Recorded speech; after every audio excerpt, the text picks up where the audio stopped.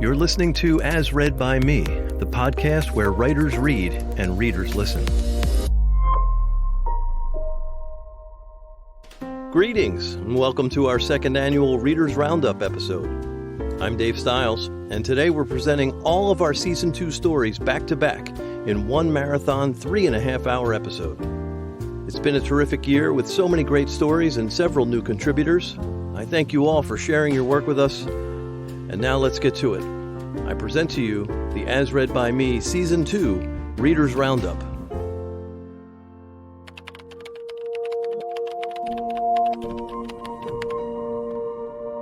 Hi, my name is Joe Murphy. This is Spotter, an excerpt from a forthcoming novel, as read by me. The youngest of them was hardly 8 years old, and small for his age too, his arms and legs all twiggy. Little Guy stood about half height with his brothers, so both of them brothers were always putting their elbows on his crown, joking on him. Then he'd dodge out, pissed off and buzzing with anger. As much as they played him, though, all them ran like a pack. Den and Frank, those were his brothers, Leon and Ceylon and him that was Ray, the youngest, the one I started telling about.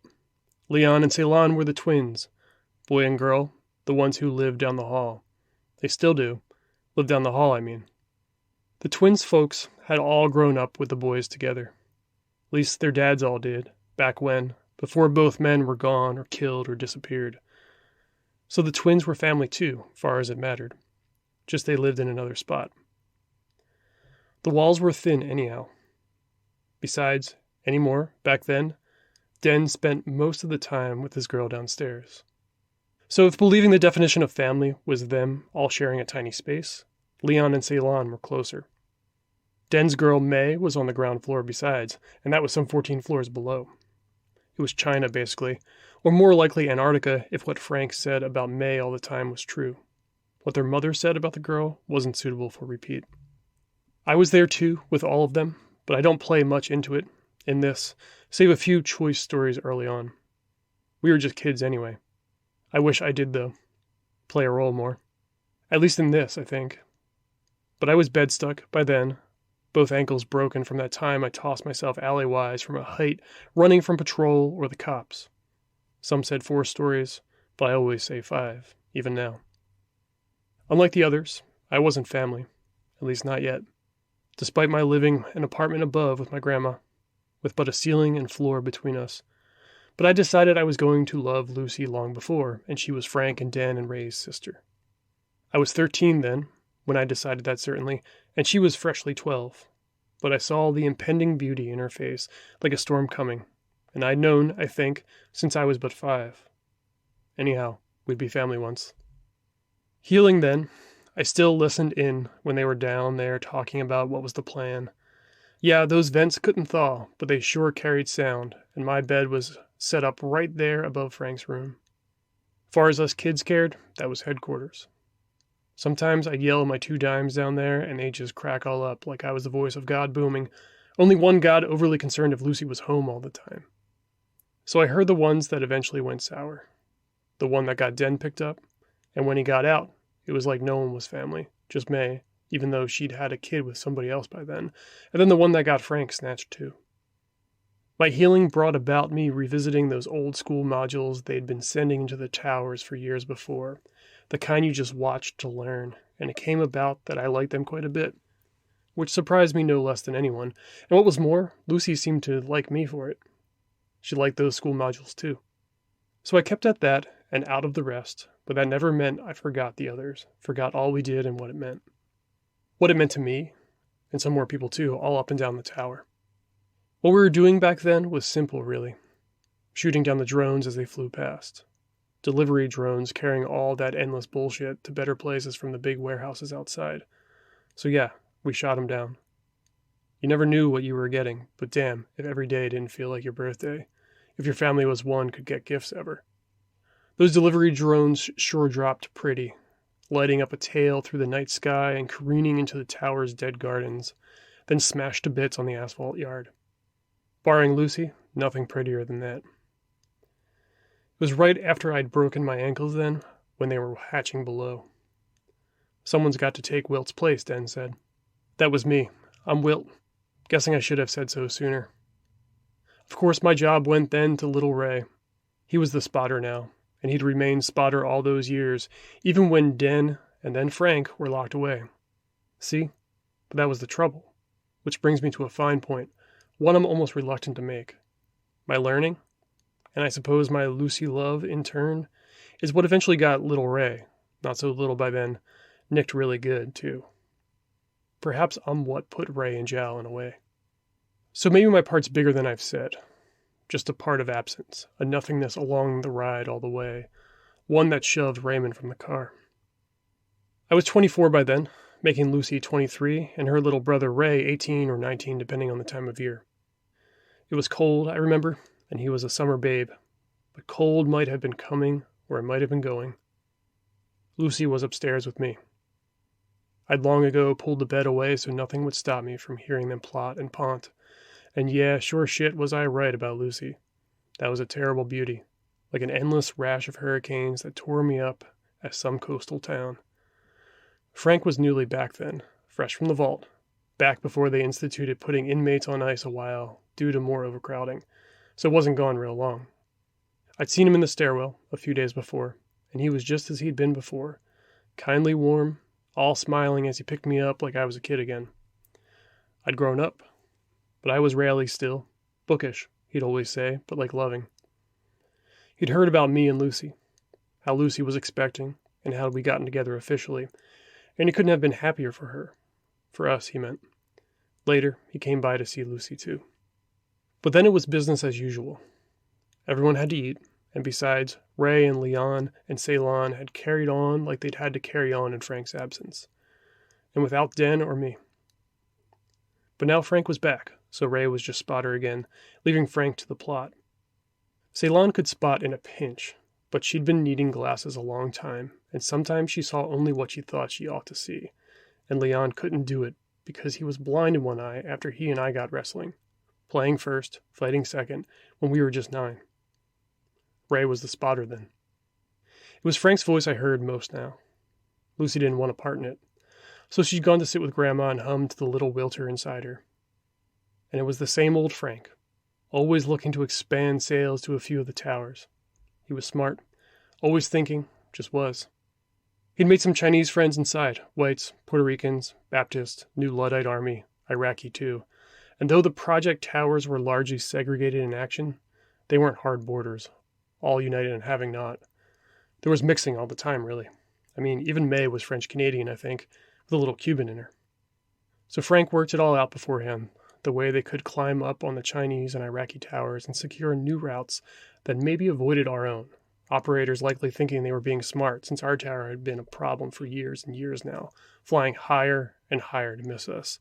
Though that didn't stop desperate folks, which was us. All of us. On that damn tower like bees in a hive, angry and shaken, busy with work for some queen we could never see. Yeah, our tower was the worst, and we were damn proud of it. They tried to appease us.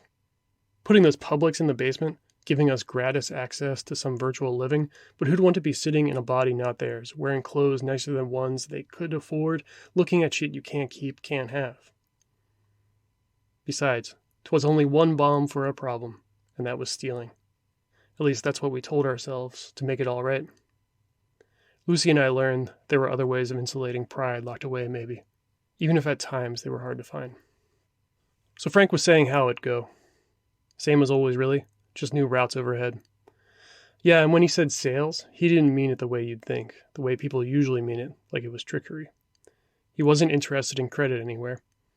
He was just as happy giving it away as long as whoever's it was wasn't having it. Trade was nice, but most of the time we just gave it away, right up to the end. Back when I was still in it all, we shot down a whole box of snakes, all of them freeze-dried, I think for medical research, but damned if we didn't trade them around a while, then let the babies out into the sewer. We got weird shit all the time. Hunting blind-like, we got everything from foodstuffs to furniture, rations to ribaldries. So they were there now in Frank's room, I could hear. All of them laughing a bit. I missed them, so that was that. They'd go out that night, and some part of me was envious, itchy to be of and with them. I can't tell you what happened minutely, but I've been through it enough to guess. As you're climbing the stairwell, You get really silent around floor 30, like you can feel the tower wobbling, or maybe it's you, and you've gotten to be silent to just keep yourself from worrying, from falling over. You're lugging up lookers and anchors. Maybe it's just you because you're the spotter. Or maybe tonight someone's with you, but they're silent too, so it's like you're alone. And the electricity gets weird up there, just like the people. They flicker, it flickers. You know the stories, and that's why you're in the stairwell and not the lifts. What's in the lifts? Sometimes they break down, and sometimes people drop from the opening at the top. Just endless amounts of people all filling the space like a liquid. And then, well, game over. It doesn't matter what color your skin is then, just dead's dead. But that's why you're on the stairs. Up there, wind's cold because it's always cold up that high once you're out on the roof. You go to the spot in the cage where you or someone else has snipped away a flap, and you pin the fence back. You look. You're a spotter, so you look. Yeah, and somewhere out there, there's a light, way up and up. Drone. Drones, maybe. You call it in. We had little radios back then. Nothing fancy, but no one else was listening to those anymore. Give a direction and a code we all knew.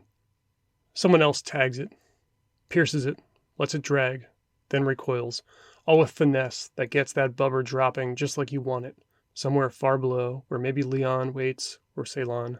Even Grandma did it once. Easy. Best part is digging through the score.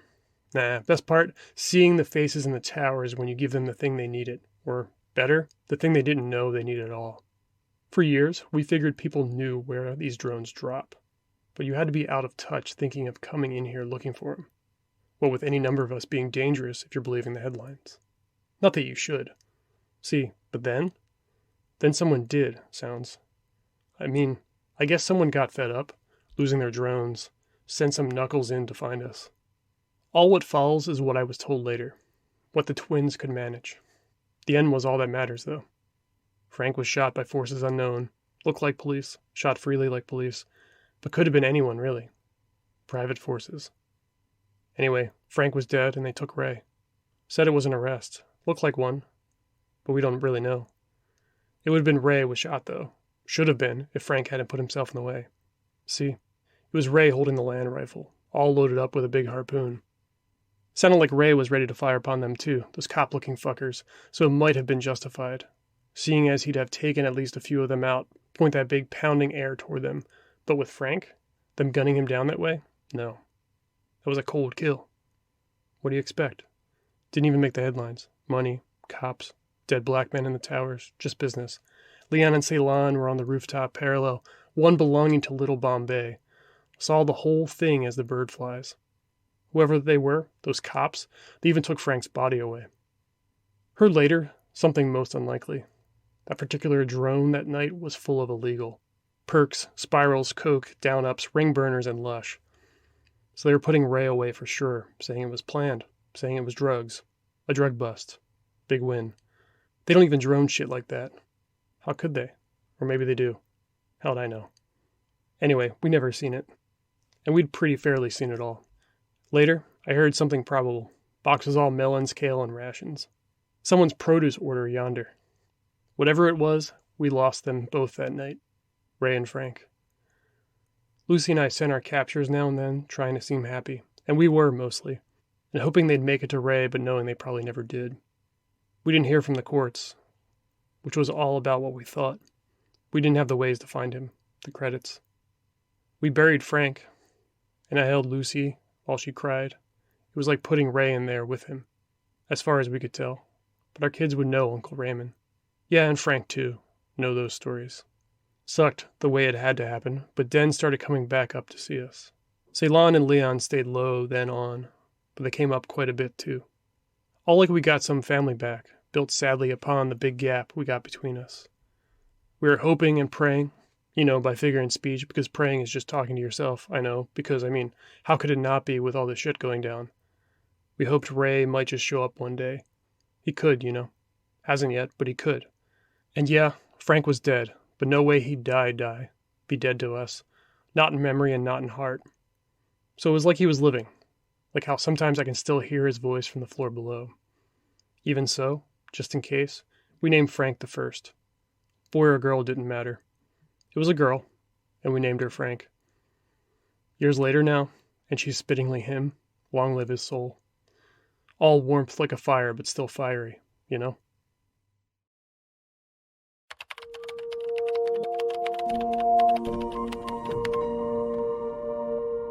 Hi, this is Heidi Bank, and this is a poem called Snow, as read by me.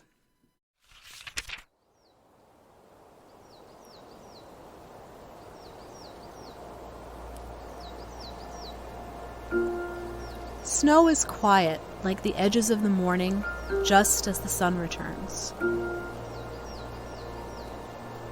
Snow flattens the world into friendly monochrome, soft and dovey gray, except for my cardinal friend in the bush.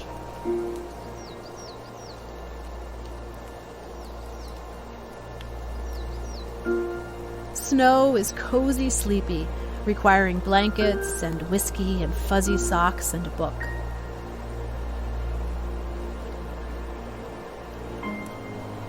Snow is a pause for quiet, quiet breath.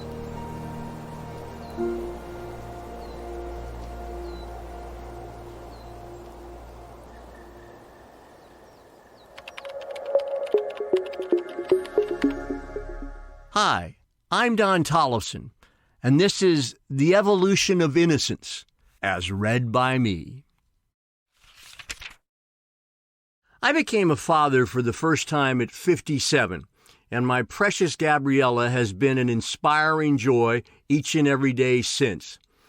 I had observed so many great fathers before December 16th, 2009, especially my late great brother Arthur, who taught my amazing nephew and Navy pilot Lieutenant Brian Tollefson thousands of wonderful qualities that I have tried to teach Gabby as best I can. So many other fathers I admired over the years enabled me to increase that list dramatically. One thing that I have constantly heard from so many awesome mothers and fathers is they grow up so fast, and then there's some variation of appreciate them now. I was really not looking forward to Gabby growing up too fast, but I now contend that each new example of growing up produces a fantastic new joy. My list of my favorite 100 top Gabby moments is updated constantly. To just freeze on the list a few top moments as the all-time best would be unfair to Gabby, unfair to me, and just like eating pizza for every meal every day. I really love pizza, especially with pepperoni and mushrooms. But do I really want to pass up burgers, cheesesteaks, steaks, chicken tenders, French fries, ham and eggs, pancakes, etc., so I can have another slice of pizza for the 99th straight meal? That would be no.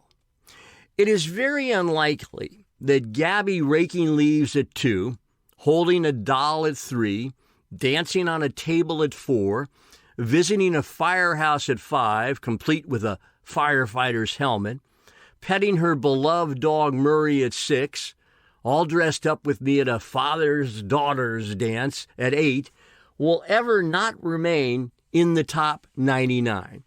But just this past weekend, there were new entries at the age of 11. Including scoring a key run in a softball game, meticulously cleaning our little above-ground pool, and best of all, taking a goofy selfie of us in my car. For me, the first devastating loss of innocence was when somebody called my best friend the N-word during a basketball game. Growing up in an incredibly diverse city called San Francisco, I was exposed to children from all races, creeds, and colors, and thankfully not to overt hatred. But at that very disappointing moment, I vowed to fight against the insidious cancer that is hatred, as much as I possibly can for the rest of my life. My mother and my grandmother, who raised me, were champions of civil rights and justice, and hearing a hateful term made me appreciate their upbringing so much more. Most of the time, a loss of innocence for a child is far less dramatic.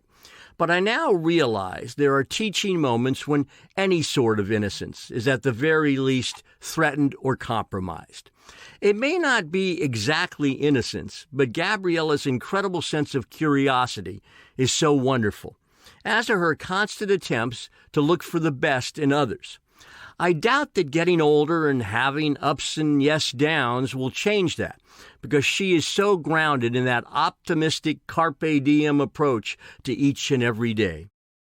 When we maintain our sense of curiosity and our boundless optimism, we can stave off pessimism. We can stave off cynicism, and yes, losing way too much innocence from things we cannot control. Just keep trying our best to react with ever-increasing hope and work to spread that hope, and yes, a lot of our innocence will remain, even as it evolves maturely and gracefully. You go, precious Gabriella. You go, girl.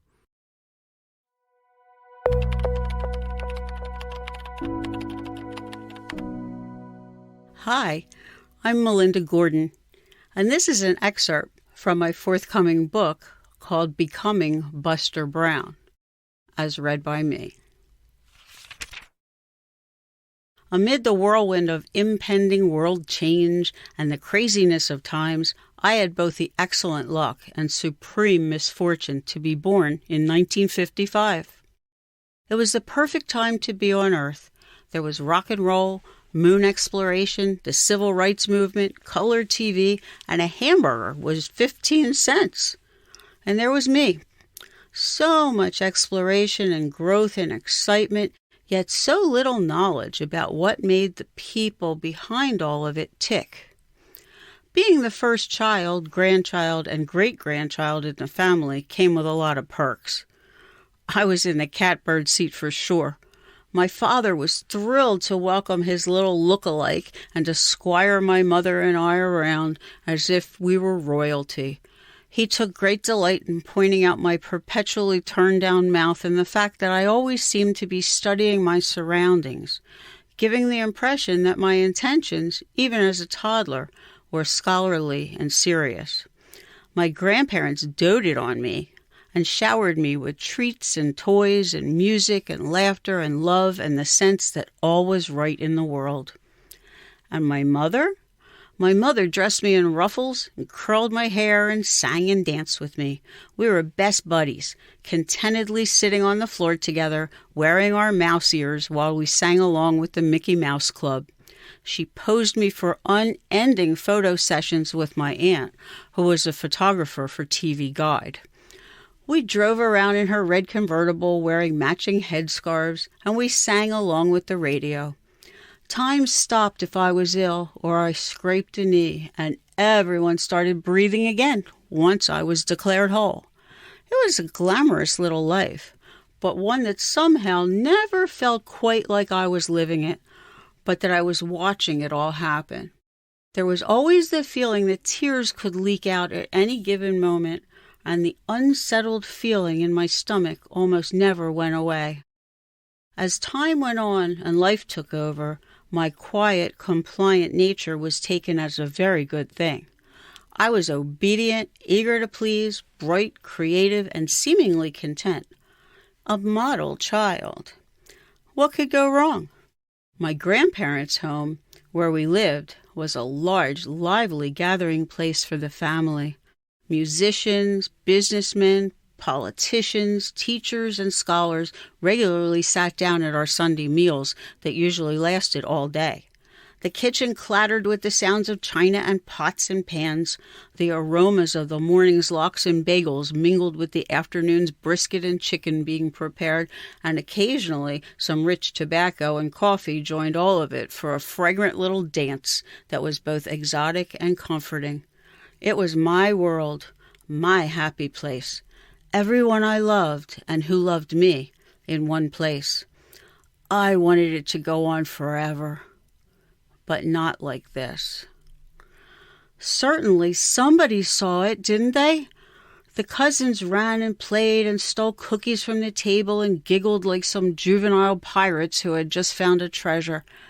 They were shushed and directed toward the basement or the backyard. They were loud and sweaty and having fun. I was there too, but I didn't shout or run around. Mostly, I sat on the piano bench with my contraband cookies hidden from sight. I watched and wished to be wild and silly. I wished to laugh out loud and not to worry so much. The loud voices and laughter didn't come from me. I didn't roll down the hill or climb the trees, and I certainly didn't dare ruin the day by telling anyone that my little heart was racing and that my head felt as if it was filled with cotton. But when one of those cousin pirates went a little too far and was reprimanded, it was I who burst into tears, feeling every bit of guilt as if I had been loud or sweaty and silly myself. And it was my stomach that felt the pain that came with all of this, silently crying for help. And I was 4 years old.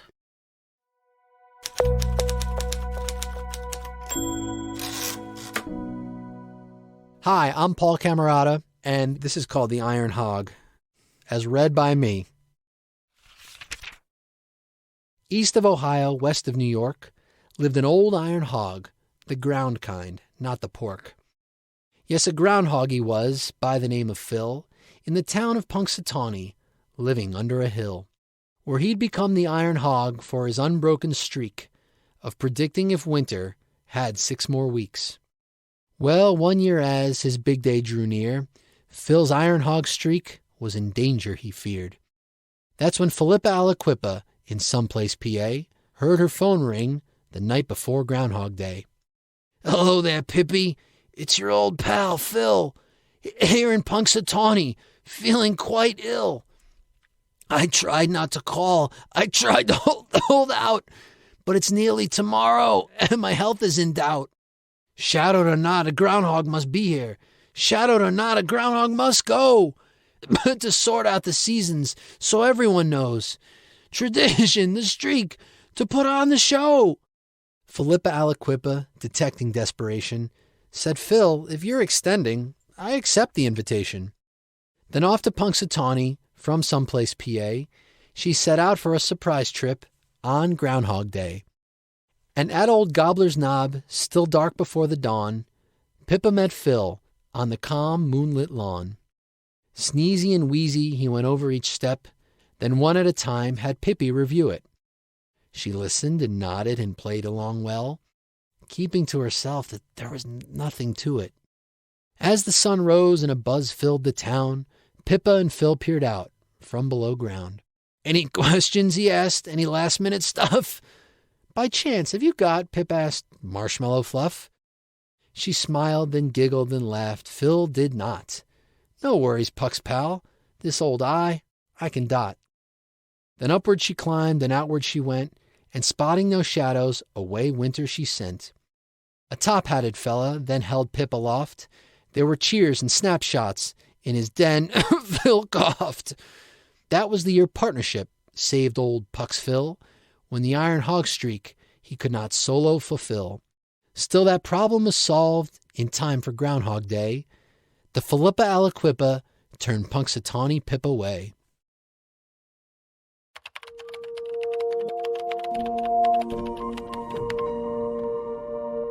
Hi, I'm Frank Goldstein, and this is an excerpt from my forthcoming book, Shoot It Anyway. This story is called The Man, the Myth, the Legend, as read by me.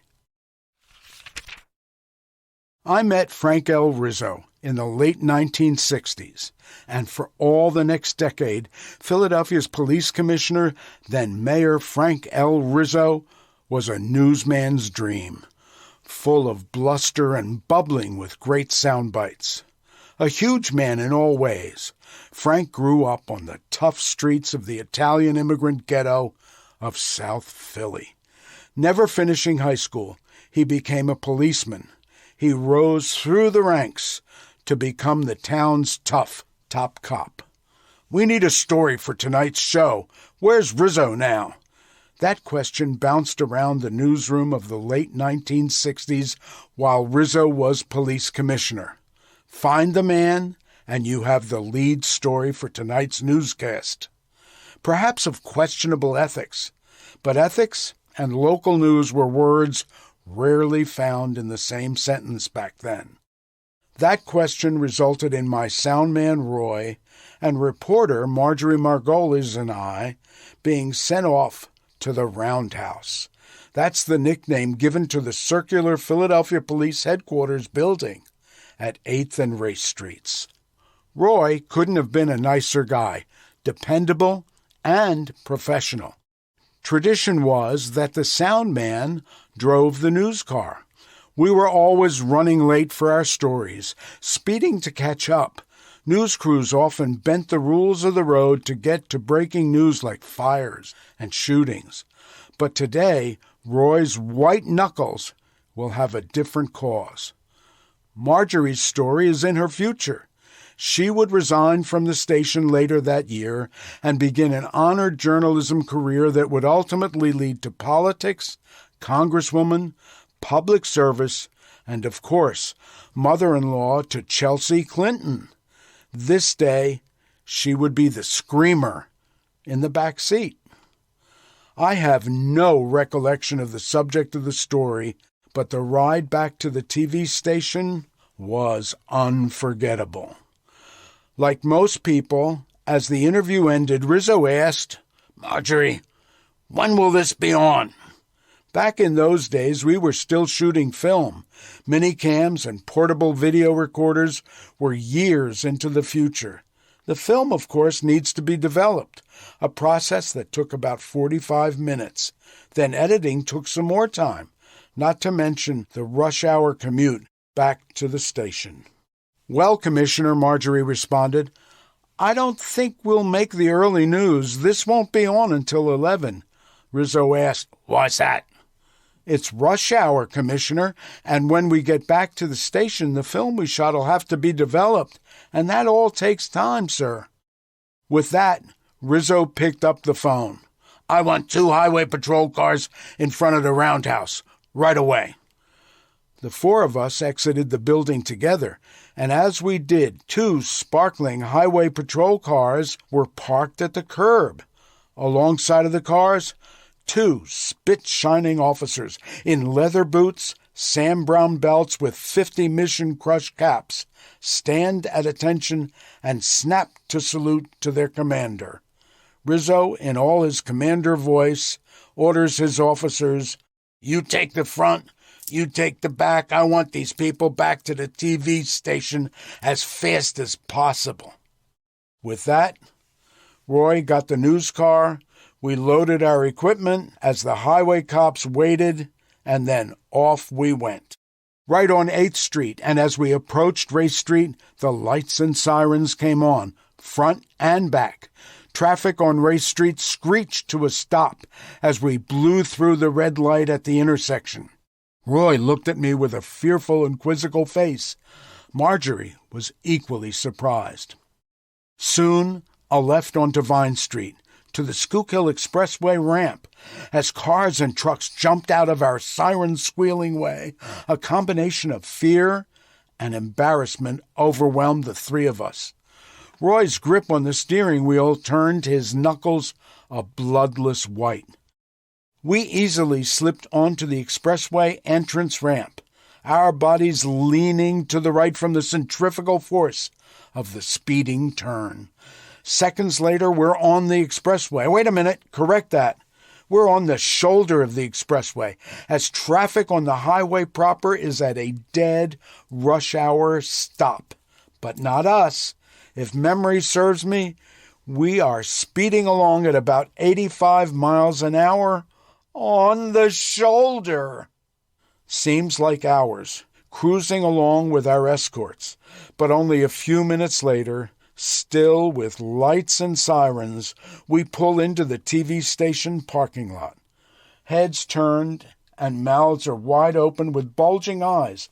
It was both bizarre and embarrassing. It's taken me a half-century to explain this to you. Thanking our highway patrol friends and pouring our melted bodies from the news cruiser, we walked silently past our confused coworkers and into the building. Oh, and by the way, the interview didn't make the early news. It was never even scheduled for the show.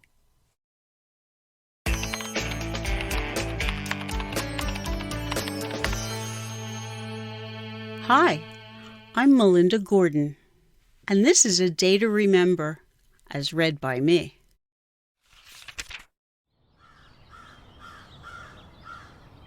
Walking casual through the park, an average day out on a lark, outstretched a path way past the mark that we could see, except a spark we thought might be a fun event. A picnic or a circus tent? The path rolled on and then it bent. A blue cast from the sky had sent some rainbow-colored whirligigs to dance and sparkle, zag and zig their way through crowds which were quite big. Excitement grew, the voices rose. We stretched way up on tippy toes to use our senses, ears and nose, and sight to take in all the rows of children, every shape and size, happy, prancing little guys whose thoughts were pure and good and wise, who knew the value of strong ties to Mother Nature and her kin, and all the wonders there within. Their hearts and souls bereft of sin, open, letting beauty in. It felt so free, it felt so clean to be part of that groovy scene, the kindness and the never mean of unspoiled little kings and queens. They circled round old Mother N and danced in rhythm, counting 10. We promised we'd see her again. But when?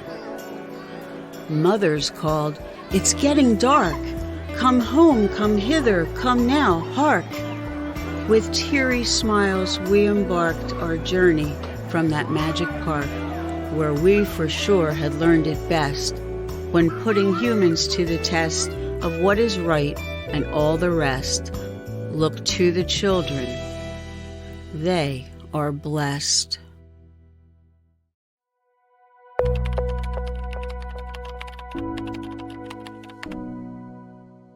Hi, this is Rich Hosek, and here's a little story about a resolution gone wrong called Resolved, as read by me.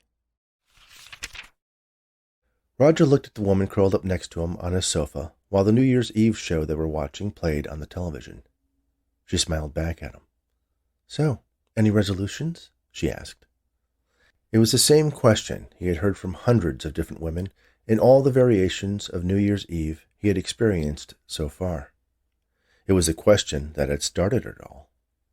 The first time he had been asked about his resolutions for the coming year, he had laughed it off, but his companion on that first changing of the calendar seemed offended by his cavalier attitude.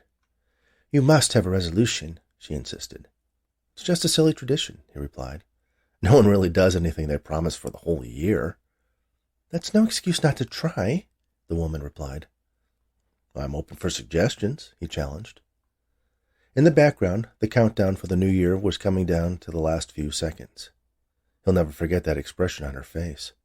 She was smiling, but not in a friendly, happy way. It was more of a smirk that conveyed to Roger that she knew something he didn't know. "You might regret that decision," she warned. "Try me," he dared. "Okay. Since you are so reckless with your decisions, you resolve to make only good decisions for the entire year." "What does that mean?" he asked. But before he could even finish the question, the people around them erupted into shouts of "Happy New Year!" She grabbed his face with her hands and kissed him hard. It wasn't the soft, passionate kiss that promised more to come he had experienced on previous New Year's Eve dates. She held him tight, and it felt like she was sucking the air out of his lungs. He struggled to break free but couldn't, and eventually everything went dark. He awoke alone in his bed, not remembering how he got there. He was hung over and felt the beginnings of a cold tickling the back of his throat. It was a day off, so it took him a while to notice that something was odd. At first it was a weird sense of déjà vu that he couldn't turn off. It felt like everything he did, everything that happened, had happened before. Then he realized why.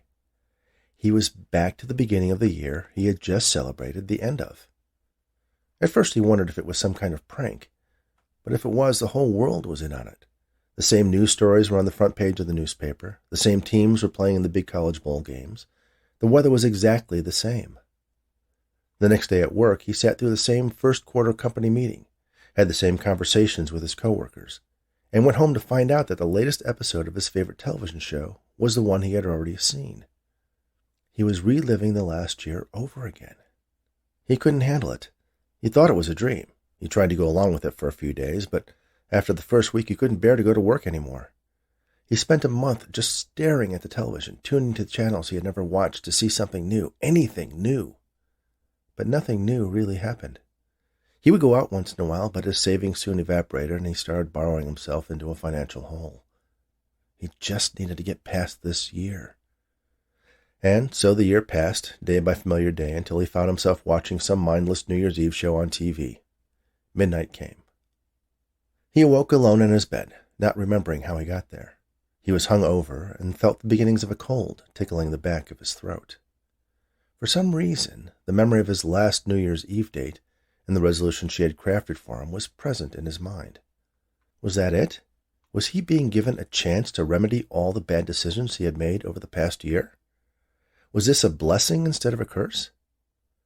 So he tried using his knowledge of where he could have made better choices to improve his life instead of hiding from it. And things went well, mostly. And at the end of the year, he accepted an invitation to a party he had turned down previously, met a nice girl, exchanged resolutions, and a kiss with her.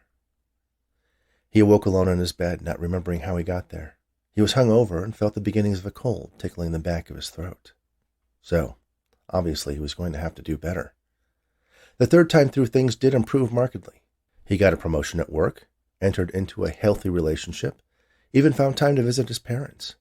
But after he exchanged a kiss with his newly minted fiancée on New Year's Eve, he awoke alone in his bed. The next few iterations, he continued his effort to make the best decisions, the ones that would lead to the most successful outcomes, always chasing a slightly better path each time.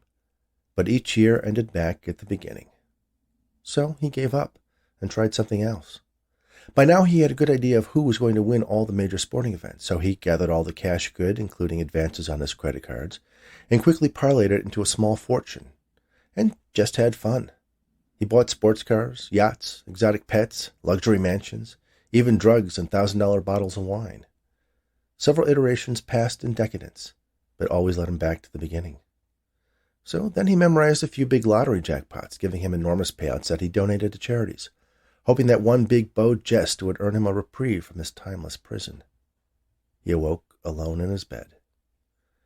He had lost count by this time of how many years had passed, or rather, how many times this one particular year had passed.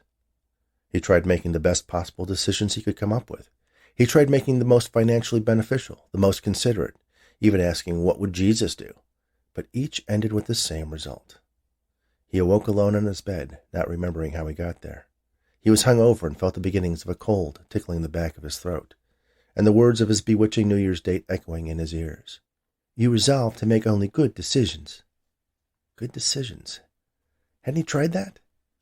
Well, he supposed it depended on what your definition of good was. Awfully subjective, he complained. But at the same time, he got to thinking about what a good decision was to him. If he was forced to come up with a definition, the first one that came to mind was that it was a decision that he felt good about. Well, why not? When it came time to decide which project to lead at work, he picked the one that he knew he would have fun doing, that would be interesting and challenging rather than the one that was simple and straightforward and an easy win.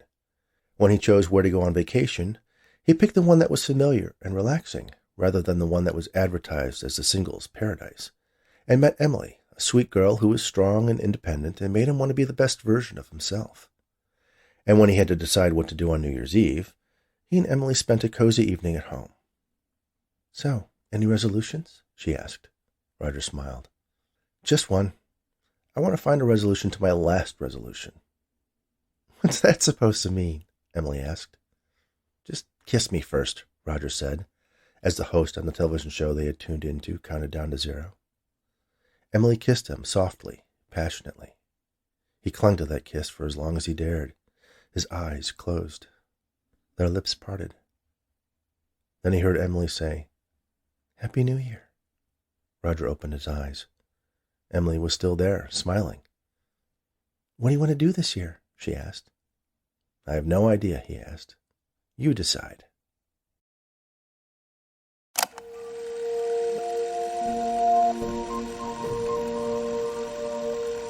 My name is Peter Waits. This is my story, My Wine Day, as read by me. Oh, by the way, wine is W-H-I-N-E, not W-I-N-E. I don't drink wine, except for the 4 glasses of Manischewitz I drink at our Seder on Passover. But every once in a while, I need to wine. And today is my wine day, and it is good to wine. The experts have weighed in. Couples that don't argue with each other are in big trouble. They quietly hold grudges, and that is the death knell for a relationship. Couples that want their relationship to last forever and ever have to learn how to argue properly, how to express their gripes in a productive way, hence my wine. As one young woman recently told me, this is what she mentioned to her counselor: "He won't argue with me, and I wish he'd say something. Damn it, I wish he'd fight with me." If that couple comes here to our house, you know who and I are here to help them. Because we have been doing it for so long, we have mastered arguing. And we are prepared to let them, and you if you need it, come here to watch us argue so you too can learn the right method, so you can have a long-lasting, loud-loving, and passionate relationship. In the 1950s, Arthur Godfrey had popular morning and evening shows on both radio and television. On his programs, he often used to strum his ukulele and sing insensitive songs. One was so insensitive I can't bring myself to repeating it here. The other one has a slight edge, but it isn't too bad, and here it is. "You keep me waiting till it's getting aggravating, you're a slow poke." Over the years, it would have been apropos for me to buy a ukulele to sing this song. Being tardy annoys me. For example, in our relationship, the one between you-know-who and me, I am the one that likes to be on time. You-know-who was less concerned, and her tardiness impacts how long it takes us to get ready to go out. Typically, from my perspective, and if our getting ready to go out was being broadcast on the radio, this is how it would sound. The announcer would begin, "It's time to start to prepare to leave the house. Both contestants have showered and are at the starting line. Ready?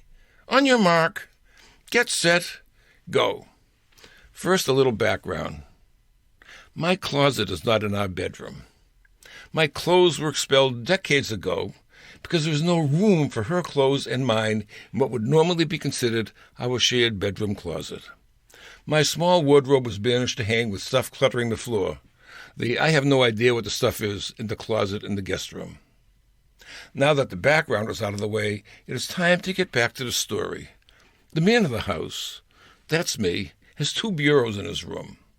He has walked over to the bureau near the window and has opened the 3rd drawer down and has extracted underwear and a T-shirt. He next opened the 4th drawer down and extracted a pair of socks.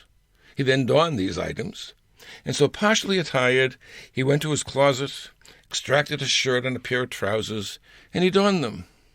Then he reached for his belt and wove it through the loops and buckled it. All of this took approximately 3½ minutes. Fully attired, he is now ready to descend to the 1st floor, put on his shoes, put on a jacket, and depart. But he can't depart just yet, because his other half has not descended from upstairs yet.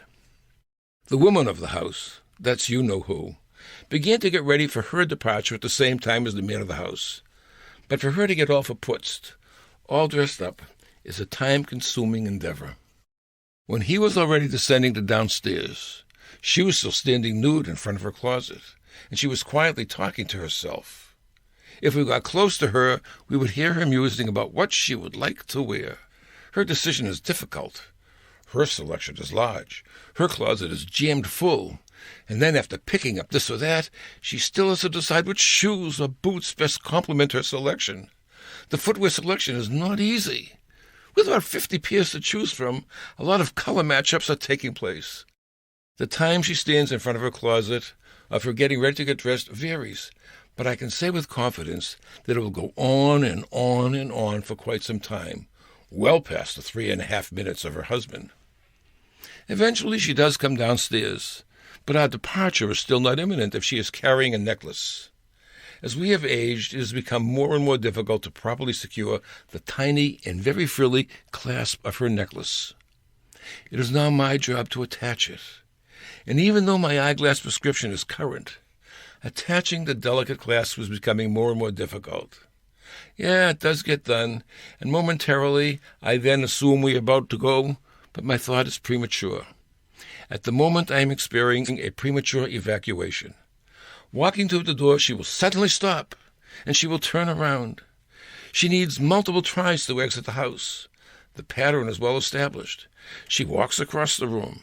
I open the front door, and then she turns around and she walks back into the house. Why? I don't know. I have no idea. She just likes to wander around. In summation, when it is time to go, I'm fast, she's slow, and we need to compromise.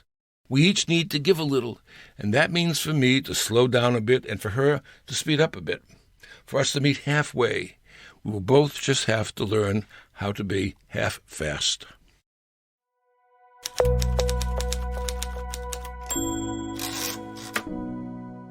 Hi, I'm Paul Camerata, and this is Get Bent, as read by me. What a year it's been for elbows, such an age to be alive, when we germ-free mid-arm hinges like no other time have thrived. While our hearts go out to handshakes, palms and fingers, what a run. There's a new joy in the world, it's we elbows having fun. Sure, in the past we did get bent at other extremity fuss. While we were tucked away in sleeves, no one would humor us. But humorous heaven it's been of late, leading goodbyes and greetings. Everywhere you go an elbow is, central to people's meetings. It's the joint I think you would agree, keeping the world spinning. Like never before, no one can slow the elbows from their winning. Nope, no Tommy John, no Macho Man, no arm-patched coat or sweater has ever had an elbow that has ever had it better.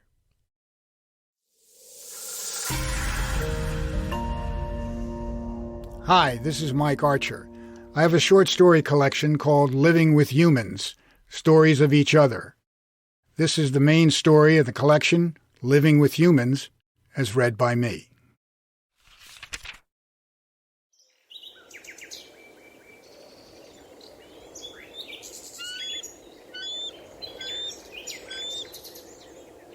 It was a high blue sky with cotton ball clouds and a gentle breeze.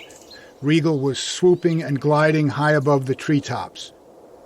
The month of May brought the glories of spring, and for Regal and Queenie, a new life getting ready to hatch in their giant nest on top of the tallest tree in Willow Lake Park. The bald eagle couple had lived together in the park for several years. It was owned by the town of Madison, about 15 miles north of Philadelphia. Regal could look down on the walking trails, the lake stocked with fish that he often caught for dinner, a rolling meadow, the lush forest, wildflowers, a bird-watching shelter, and a pavilion for picnics. People could lose themselves walking through the dense woods, where the only sound was the music of the birds and the buzz of the bugs. Regal started his 80-mile-an-hour dive over the edge of the lake. He swooped down in a J-shaped curve toward the middle of the lake. His talons broke the still water as he grabbed a small fish and rose to the sky on his way back to Queenie. Shadow the squirrel was nervously hopping around the floor of the woods, also looking for something to eat. While he preferred fruit, nuts, and vegetables, he would also enjoy a bug or a juicy caterpillar. He was about 5 feet off the walking trail when he heard 2 middle-aged women approaching. He was not afraid of being seen. Humans just accept squirrels as part of the landscape and ignore them unless they get into their attic. The women were talking non-stop. Shadow just considered it white noise. Not this time. Well, the Board of Supervisors said the town was in such a deep financial hole that it had no choice but to sell the park to that developer who's been building homes all around the area. They say the money from the sale and taxes from the new homeowners will solve all the financial problems for years to come. The other woman shook her head. I know a lot of people are upset and want to know how we got into this mess. I walked through this park with my mother when I was a little girl. We don't need more houses and traffic and noise. Her friend said, well, I hear the deal is done and there's no turning back. Shadow jolted up on his hind legs and dropped the bug he was about to enjoy. His world had suddenly changed. He had heard horror stories from his friends about their homes being wiped out by developers. But he thought Willow Lake had been here for generations. It would never be destroyed for money. Shadow's next thought, go tell Regal. Regal had just settled down in the nest. Queenie was sitting on the egg. One of them would always be with the egg. Regal would pull his duty of egg-sitting and loved the idea of being a father. They started sharing the catch of the day.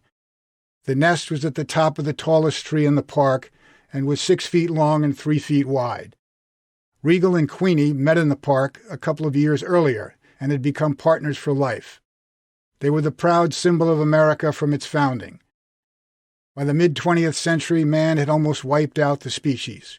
Hundreds of thousands of bald eagles were killed by hunters and pesticides. Their habitat was nearly destroyed by pollution from oil, lead, mercury, and power line electrocution. Queenie was enjoying dinner. You were back quickly today. Any news from your flight? I was just enjoying the beautiful day and thinking how lucky we are, but I am concerned about the world our new baby will find when he or she grows up. Queenie knew this was something constantly on their minds. They had friends who had moved miles away after developers' bulldozers ripped up their world. Shadow was mumbling to himself as he climbed up Regal and Queenie's tree. Why do they have to live this far up? I even get dizzy up here. The bird traffic is crazy. As he came up to the bottom of the nest, he called out, Regal, Queenie, hello, it's Shadow, I'm coming up. Regal and Queenie knew Shadow had something important to talk about. They knew he did not like the long climb. Shadow climbed over the edge of the nest and sat on the outer edge not to disturb Queenie and the egg. Shadow was a little out of breath. Regal, I have some bad news. I just heard two women talking. They were saying the Board of Supervisors was selling the park to developers because they were in financial trouble. They said it's a done deal. Queenie looked quickly from Shadow to Regal. He was staring at Shadow. She could see the rage in his eyes. He turned his head to look out at the horizon. As the breeze ruffled his feathers, he said, This is the day we all feared. Shadow already knew this was a life-changing development, but Regal's reaction made him shudder. Regal was the one they all recognized as their leader. He was not only the symbol of the country, but his species survived the worst instincts of man's greed and indifference.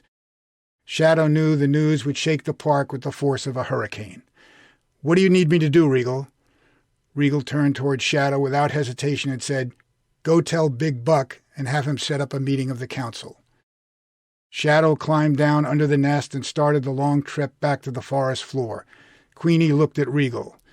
When will this ever end? For hundreds of years, generations of our ancestors have been slaughtered. It's a miracle we're here today. Now we need to worry whether this baby we're about to hatch will have to live in fear and find fewer and fewer places to live. Humans will never change. We can never trust them. Regal knew the history all too well.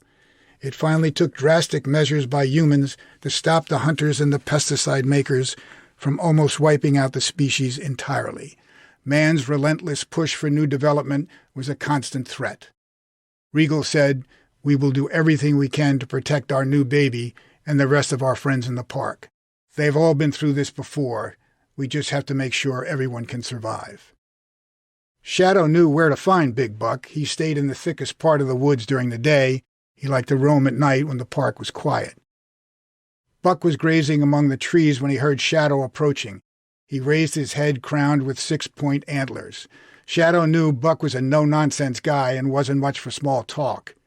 He turned from the grass he was munching and gave the nervous squirrel a look that said he really didn't want to be disturbed. Shadow, what's up? To what do I owe the pleasure of you interrupting my lunch? Shadow sat up on his hind legs and swallowed hard. Regal sent me down to tell you to call a council meeting because the park is being sold to developers. They're going to build houses. Buck raised his voice. What? How do you know this? Regal was getting more nervous. I heard two women talking. The town has real money trouble. One woman said it's a done deal. Damn it! How many times do we have to go through this? They never have enough. It's always more houses and streets, more cement, more blacktop, and more power lines. This can't wait. We will meet tonight in the usual spot. I need you to let the council members know. You can move around more freely than I can. Can you handle that? Shadow felt he was being trusted with a great responsibility. I got it, Buck. I'll make sure everyone is there. Buck said, "I'm counting on you."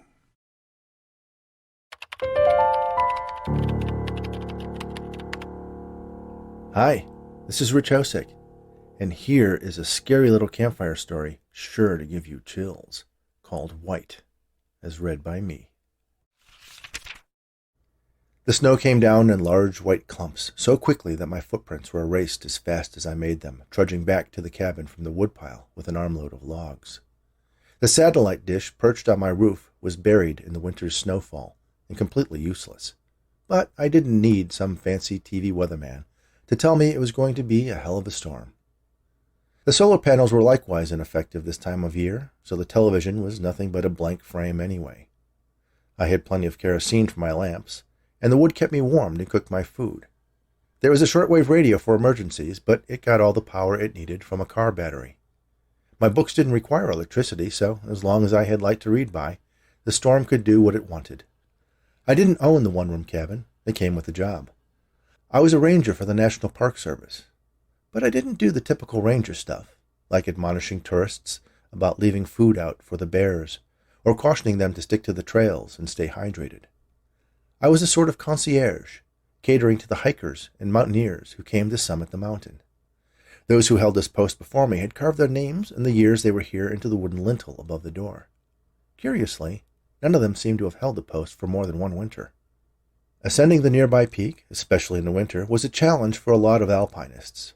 Its remoteness was particularly appealing for solo climbers, but the National Park Service wasn't too fond of climbers getting lost or injured, so I served as a base camp that was there if they needed help. My visitors jokingly called the simple cabin the Last Chance Inn. Normally, I saw a few people a week, some requiring first aid, others needing water or food or some piece of equipment. There was a box of odds and ends in one corner of the cabin that served as a take-one-leave-one collection of climber's gear that had apparently grown over the years.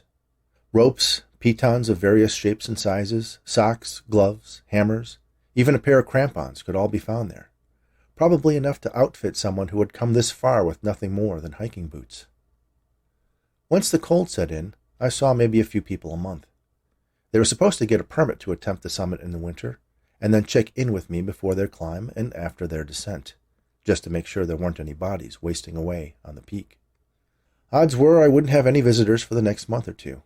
Hopefully, someone was checking regularly to see that smoke was coming out of my chimney, and the stores of freeze-dried meals I had hauled up in the fall would last until the snow melted. So, I nearly choked on the coffee I was drinking when I heard knocking. I set down my mug, walked the 3 steps to the door, and opened it. The man standing there was knee-deep in snow, wearing a fur coat, mittens, and had a knapsack on his back. He wasn't the typical climber who graced my threshold. He wasn't wearing the latest lightweight insulated parka and tinted goggles, nor did he have ropes and carabiners hanging off his belt. "It's really coming down. You mind if I come in?" he asked. "Sorry, please do," I replied. "Welcome to the Last Chance Inn." He smiled at the name. "Last chance in or out," he remarked. With him came an avalanche of snow. While he started slipping out of his coat in front of the fire, I grabbed the shovel I kept by the door and scooped the drift that had forced its way inside back out into the cold where it belonged. I closed the door, then crossed to the stove where the coffee pot was keeping warm. "Would you like a cup?" I offered. He waved off the offer and settled into one of the rough-hewn chairs in front of the fireplace. I picked up my coffee and joined him. "So, which are you?" I asked. "Pardon me?" "Are you coming in or going out?" He smiled. "Just passing through." "Don't get many of those," I told him. "No, I don't expect you do." "You're welcome to stay the night. I have extra cots," I offered. "Thank you," he said, in a way that left it unclear as to whether he was accepting my offer. "You're lucky you found this place. It's really coming down. Where are you headed?" He glanced at the small window pane over the tiny kitchen sink, now completely covered with snow. "We get a storm like this at least once a year. There's so much snow that everything stops. The animals and birds hunker down. Even the people stay away. It's peaceful," he said, avoiding my question. "Yes," I agreed, "but I still wouldn't want to be caught out in it." He nodded. "So you've heard the stories," the man said, staring into the fire. "Stories?" I asked. He looked at me surprised. "About the beast," he said. Ah, the beast. I had heard the stories, mostly in the context of visitors to the Last Chance Inn remarking that the beast hadn't gotten me yet. The versions I heard so far described it as a giant bear, or a huge ape, or even a wolf that walked on 2 legs. The one thing they all had in common, though, was that it was as white as the snow and had glowing red eyes. "Yeah, I've heard them," I said. "The local Bigfoot, huh?" The stranger laughed. "Bigfoot has nothing on the beast," he claimed. "Oh, really? You want to know the real story?" he asked. I topped off the fire with a fat log. "Sure, looks like we've got all night." He sat back and stretched out his legs.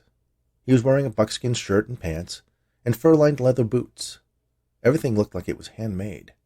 His hair and beard were both shaggy and thick, and both almost pure white.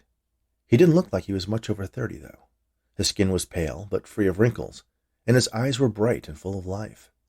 I wondered if he had a cabin somewhere in the woods, even more off the grid than this one, and suspected he was one of those crazy preppers who were completely self-sufficient, living solely off the land. The stories go back to the first tribes that inhabited these lands. When they arrived here, they encountered the beast during their first winter. It took one of their women. 3 of their best hunters went out to kill it. They were never seen again. The beast didn't return for the rest of the winter, and they lived unmolested throughout the spring and summer, and through the next fall. But when the winter returned, and the first big snowfall of the season stilled the landscape, the beast came back. One of the elders of the tribe offered himself to the creature. It struck the old man down, then started eating his flesh and bones as the rest of the men watched. Once it had finished consuming its prey, it flashed its red eyes, then disappeared into the snow, not leaving even the slightest trace that it had been there. They thought it must be a god, and decided from that day on to honor it by sacrificing one of their number each winter. This continued for centuries. But as the years passed, and the white man pushed the tribe off this land, the tradition was abandoned. But the beast still demands its tribute, and if you're unfortunate enough to be the one it finds alone in the snow, you'll never be seen again. Some say the beast is supernatural, that it has the ability to assume the shape of other animals and hide in plain sight. It hibernates in its fashion during the heat of the summer, waking in the fall to mark its prey. I couldn't help but smile. This was certainly the best telling of the story I had heard yet. "Well, nothing's going to be moving in this storm, including me, so I don't think I have anything to worry about." The stranger shrugged. There was one year when none of the elders of the tribe agreed to be sacrificed to the beast. They hoped that it would pass them up that winter. But instead, the beast stole into every hut where there was a newborn child and took them all. The creature has become accustomed to its winter meal. If it cannot find its human victim out in the blizzard, it will find it where it can. If you seek shelter in a cave, it will root you out. If you are a stranded motorist, it will peel open your car like a tin can. If you are in a small wooden cabin... I nearly jumped out of my skin at the loud pounding on the door. Lukewarm coffee spilled into my lap, and I leapt to my feet. My sleeve got caught in the armrest of the wooden chair, and I took a tumble onto the linoleum floor, nearly banging my head against the kitchen table. I scrambled to my feet and looked back at the stranger. "Do you really think an ancient snow beast would bother to knock?" he asked, rhetorically. "No, but I'm not sure I want to find out who's crazy enough to be out in a storm like this." "You mean, who else?" he corrected with a smile. I dabbed the coffee off my pants with a kitchen towel as I crossed the short distance to the door, eyeing the lockbox on the small hutch where I kept a loaded gun. I opened the door. A gust of wind blew a torrent of snow into the cabin. And then I saw a tall figure standing in the doorway. It had fur as white as the snow and eyes as red as embers. It entered, peeled back the fur on its head, and raised its hands to those glowing eyes. Then I realized it was a woman, dressed in a white fur parka with red-lensed goggles that she removed to reveal dark, almost black eyes and equally ebon hair. "What's a girl got to do to get out of the cold around here?" she asked.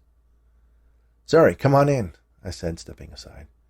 For the second time, I shoveled the encroaching drift back outside and shut the door. The woman slipped out of her parka. Under it, she wore what looked like a leather jumpsuit, almost form-fitting. I couldn't imagine that it would keep her very warm unless it had a hidden lining. "Hello," she said to the stranger in front of the fire, ignoring me completely. "Can I get you some coffee?" I asked. She turned and looked me over. "Do you have any bourbon to put in it?" she asked. I shook my head. She shrugged and took the seat I had vacated to answer the door. Never mind. I poured myself a fresh cup of coffee, grabbed one of the smaller chairs from the kitchen table, and placed it so I could join my guests around the fire. Rough night to be out for a walk, I said, hoping to break the awkward silence that had developed. Oh, I love the snow, the woman replied. I saw the smoke from your fire and thought it might be a good idea to warm up a bit. Oh my, she said, as if suddenly realizing something she forgot. You must think me terribly rude. Thank you for letting me in to share your fire. No problem. That's what I'm here for, I replied. Really? We thought for a second that you were the beast, the man said. The what? She asked. It's kind of a local legend, I explained.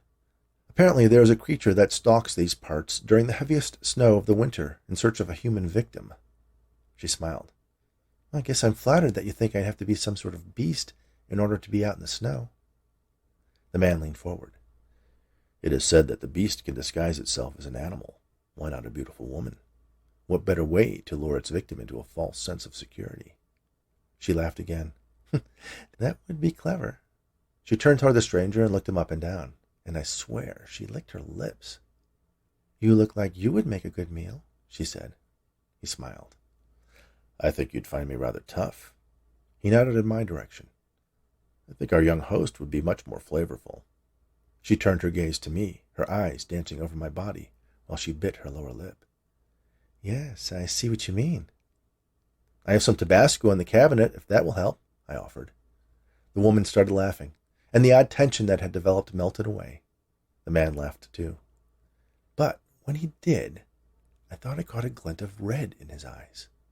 Just a reflection from the fire, I assured myself. Seriously, the woman continued, here we are, 3 strangers in a cabin in the middle of nowhere, buried in snow, talking about some beast possibly stalking us. I'm starting to think I should have stayed home. Yeah, I agreed. It sounds like a corny horror movie. She turned to the man. I don't think I've seen you around before. Where do you live? I have a place on the other side of the mountain, he replied. I don't get out much. The woman spun around in her seat to face me. And you just let him in? Like I said, I explained. That's what I'm here for, in case someone needs assistance. And you're not worried that he's this beast? Why would he tell me this story? I asked. 100 reasons, she replied. To put you off your guard? To justify his transforming into a giant white creature with glowing red eyes and ripping you limb from... I thought you didn't know anything about the beast, the man challenged.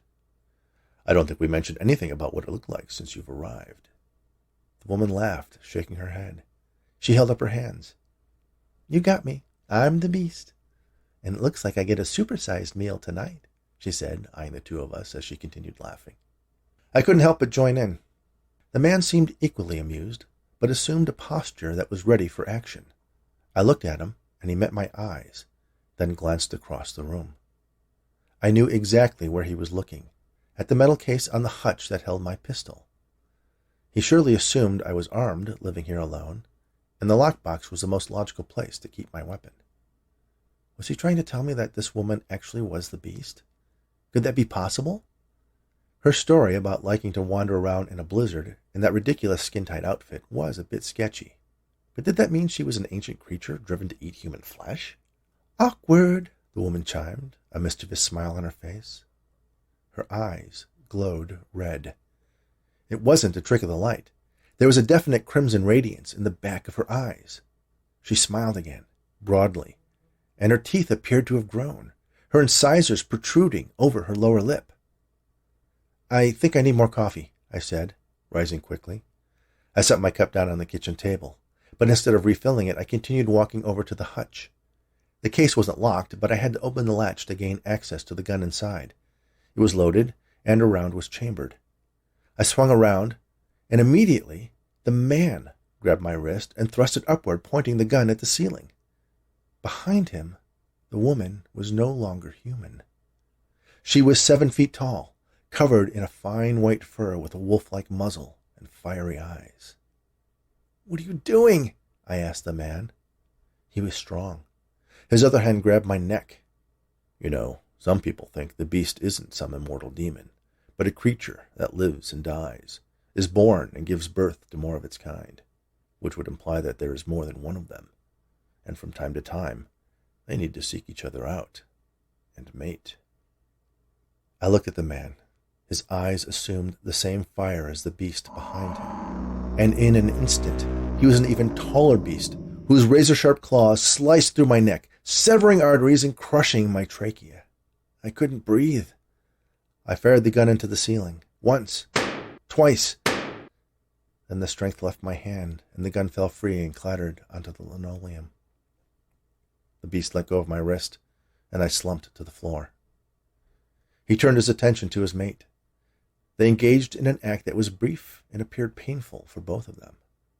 When they were finished, they ripped away my clothing, then dismembered me and crushed flesh and bone between their powerful jaws until I was completely consumed. No wonder no one held this job for more than a year.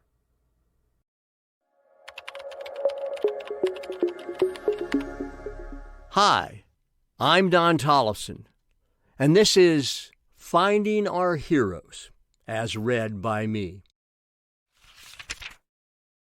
The best way to usually identify educational heroes is to study their quotes, to find one that absolutely defines the greatness of their teaching methods.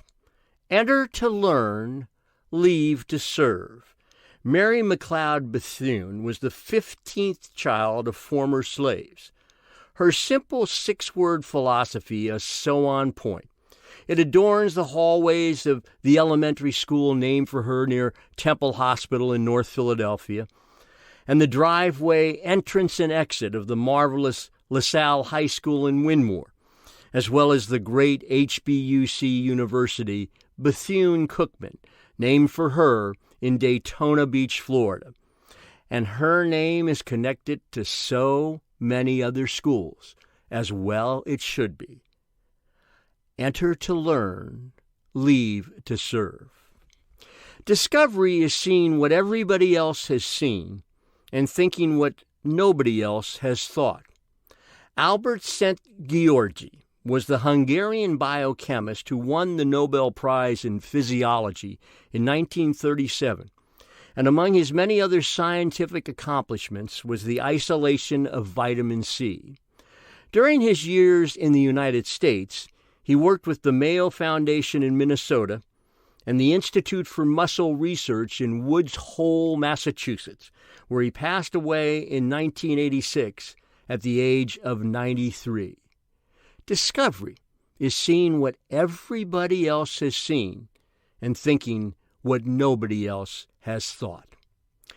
Albert Einstein said so many great things, but all those heroes who teach would almost certainly agree with this statement of the legendary intellectual who once gave a famous lecture at another great HBUC, Lincoln University in Oxford, Pennsylvania.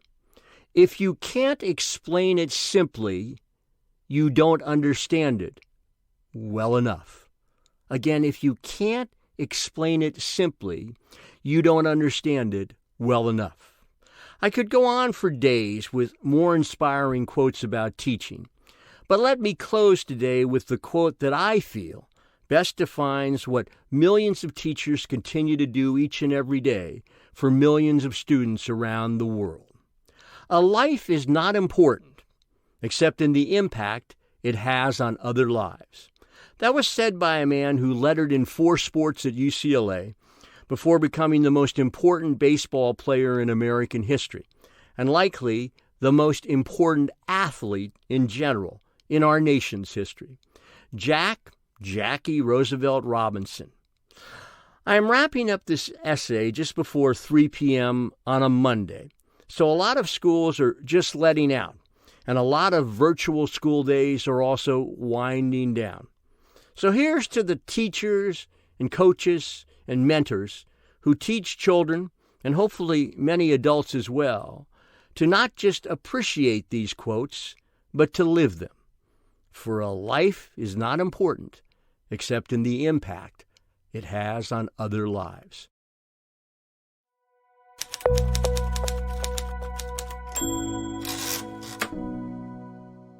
Hi, I'm Paul Camerata, and this is Leaps and Grounds, as read by me. The tulips are up. Why? What do they know? That the groundhog was right? That we're done with the snow? It's still February. They're shaking my nerves.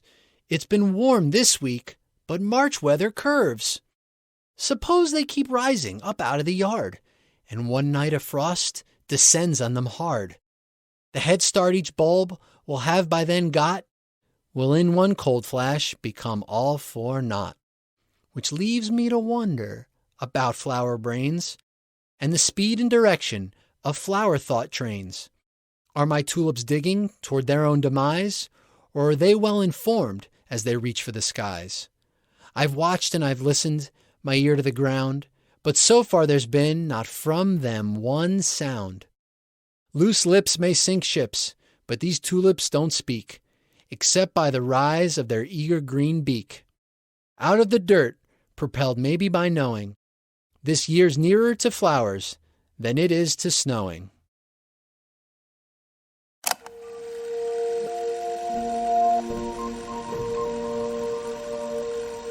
My name is Peter Waits.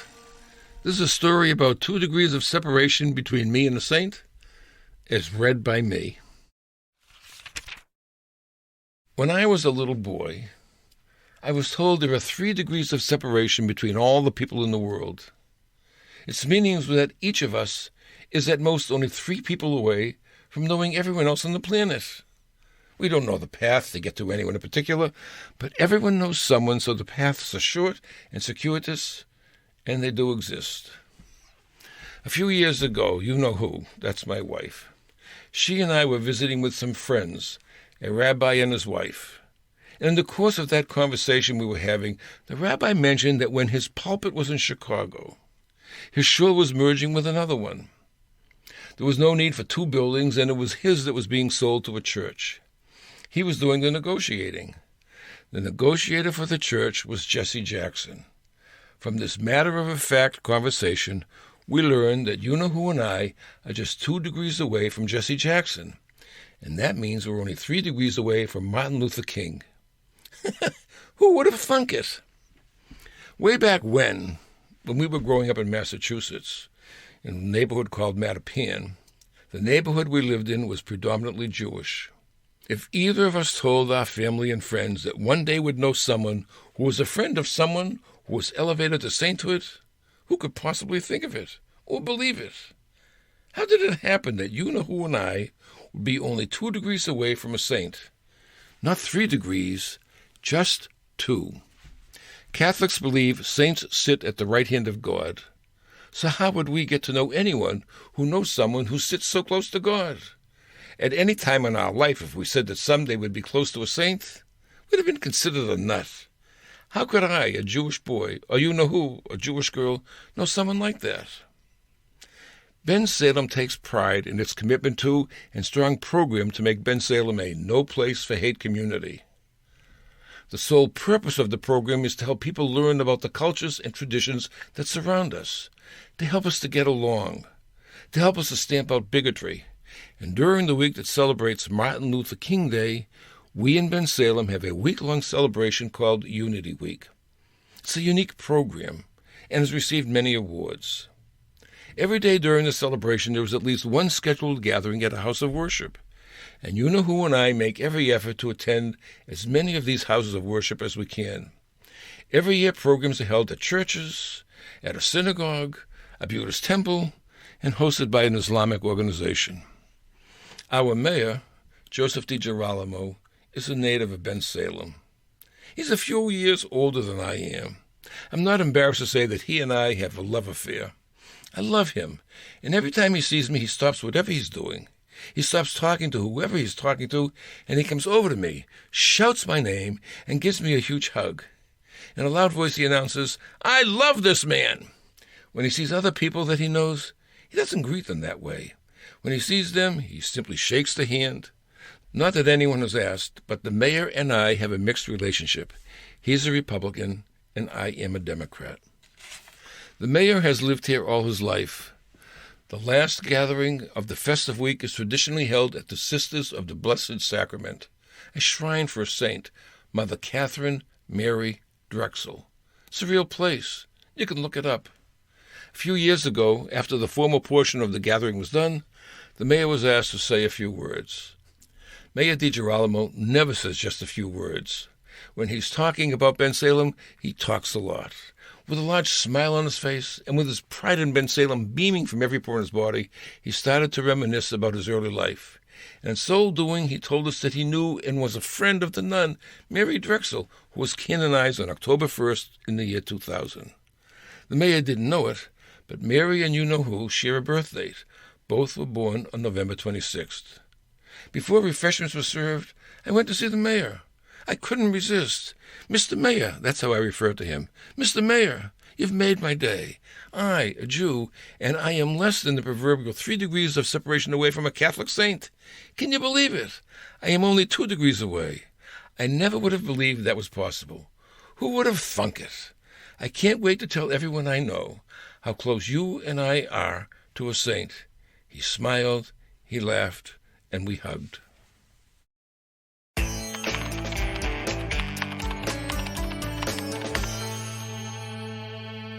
Hi, I'm Melinda Gordon, and this is Epistle to a New Order, as read by me.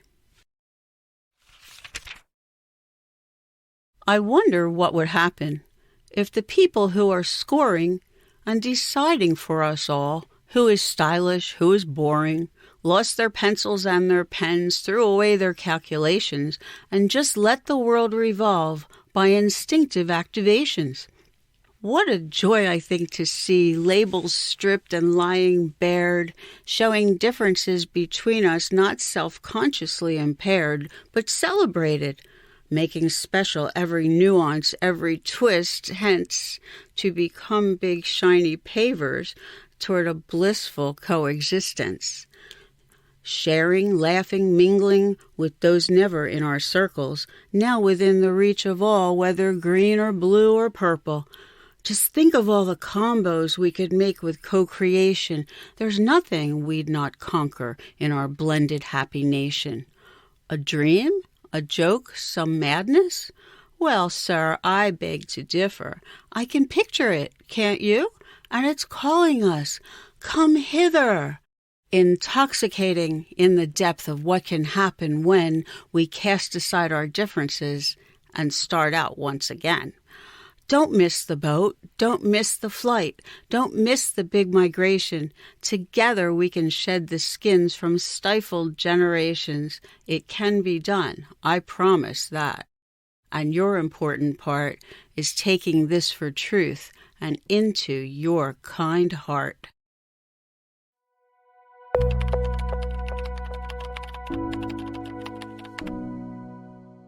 Hi, my name is Barb Stakes, and this is my story called Angel, as read by me. I hoped for dawn. The edge of sleep had moved out further, feathered and disappeared like smoke. The eyes in my mind opened wide again. I had to start all over again. Drifting once more, a voice called me to relaxation. But no, the sound was soft, but it wasn't the sound of a dream. The yellow-green numbers of my clock said 3:07. Lifting my head, I waited. Just as I was about to concede to my imagination and fall back onto the pillow, I heard it again. I got up and shivered as I grabbed my robe and shuffled into slippers, resigning that sleep would not be visiting me this night or even this morning. From the living room window, I could see the intersection, quiet and serene under the street light. There'd been no bang or screech of tires. So what was it? There again, I heard it soft. I cracked the front door and strained my ear against the distance as if the quiet were the noise. The intonation was not of emergency, but of need, the persistence of one word. Finally, a girl's voice. Bob, Bob. She used all of her vocal strength to call loudly, yet it wasn't. I went out on the front steps. From the darkness, the voice materialized with the white of a t-shirt. An apparition, a child. She looked 14. At 3 a.m, I wondered at my senses. "Are you okay?" I asked. Her answer was not yes or no, but an explanation. "My boyfriend left me. He made me get out of the car. I don't know where I am." A child, left by the side of the road by probably a drunken boyfriend in the middle of the night. It was surreal. Swinging my arms, I pointed into the living room. "You can come in and call your parents." My husband says I'm much too trusting, and I'd spit the words out too quickly. Now I wondered if this were a ruse and Bob was actually crouching in the bushes. "I don't live with my mother. She lives in Philly. She doesn't have a car." Another summation that eliminated a string of my own questions. She was dressed in jeans and a sleeveless t-shirt with no jacket. The early morning chill didn't seem to affect her, while I, cold in Polytech, was grateful for the stillness of the October wind. The click and whoosh of the heater made me want the warmth of the indoors even more. "Is there anyone else you can call?" My words began to jump with my shiver. "I can call my mom." I didn't understand.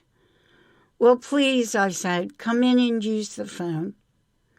"Okay," finally giving a sort of yes-no answer. I shivered again with the thought of Bob as my sight tried to penetrate the bushes. I couldn't exactly leave her standing in the cold, I told my husband and the police officer that filed the report in my imagination. I was quick to lock the door against the cold and anything else. As she passed me in the doorway, I noticed a soft roundness above her low-cut jeans. Her legs, beyond a healthy slender, gave her the false impression of tallness. "Can you come get me?" she said into the phone without giving her name. "Can you give directions to my mom?" she asked. I began to understand that mom was different from mother. Hesitantly, I gave directions to another stranger in the night. It was nearly 3:30 a.m. I was an unsure hostess. I began by offering tea or milk. Finally, I made Angelina, Angel for short, she said, a cup of hot water chocolate and got out the Oreos. Thin elbows rested on the table. Her arms, so slight, reminded me of baby birds' wings, and her hands fluttered with expression as she talked. Delicate fingers took up the cup. Her hands were clean. Her nails were plain. Her dark brown hair, shining natural under the light, was parted in the center and hung straight and shoulder length. Her complexion was clear and soft, but the pale of her skin was less than her natural shade, as gray hinted under blue eyes. The warmth of the ceramic must have prompted a chill as she shook. "Let me get you a sweater." I reined in my haste that she might suspect insulting pity.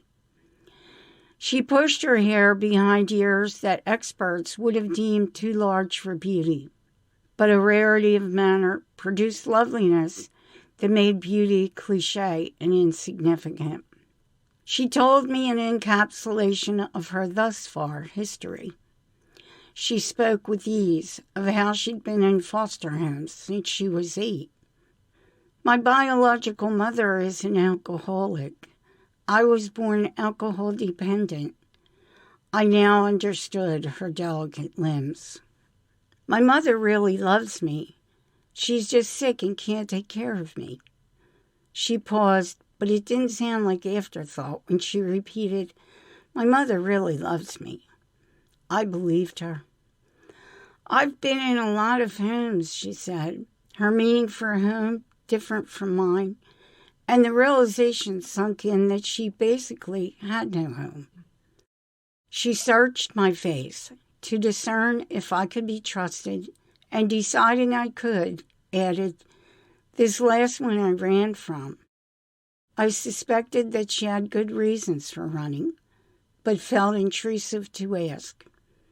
As I was considering this, she went on to explain that Bob had picked her up and brought her to the bar.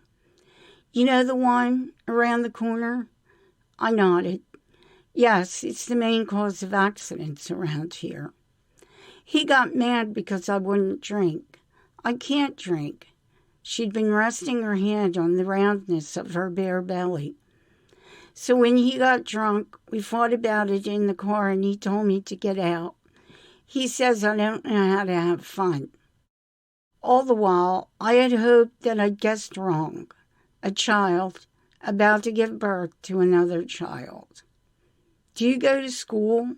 I was hoping to learn that authorities were helping her through life. "I got suspended. Some girl, Janice, stole $10 from me, then started to hit me when I asked for it back."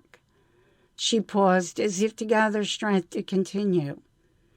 "The school didn't want to, but the counselor thought it would be best for me to stay home. For a while, they said.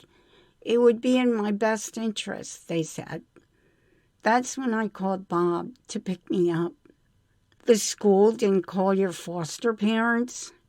My mind, exhausted, was now recharged, and I opened my mouth, ready to tirade against another of humanity's injustices. But I stopped, realizing she understood the irony more than me. Her situation, controlled by well-intentioned inadequacies. Any philosophical debate would only be injurious and absurd.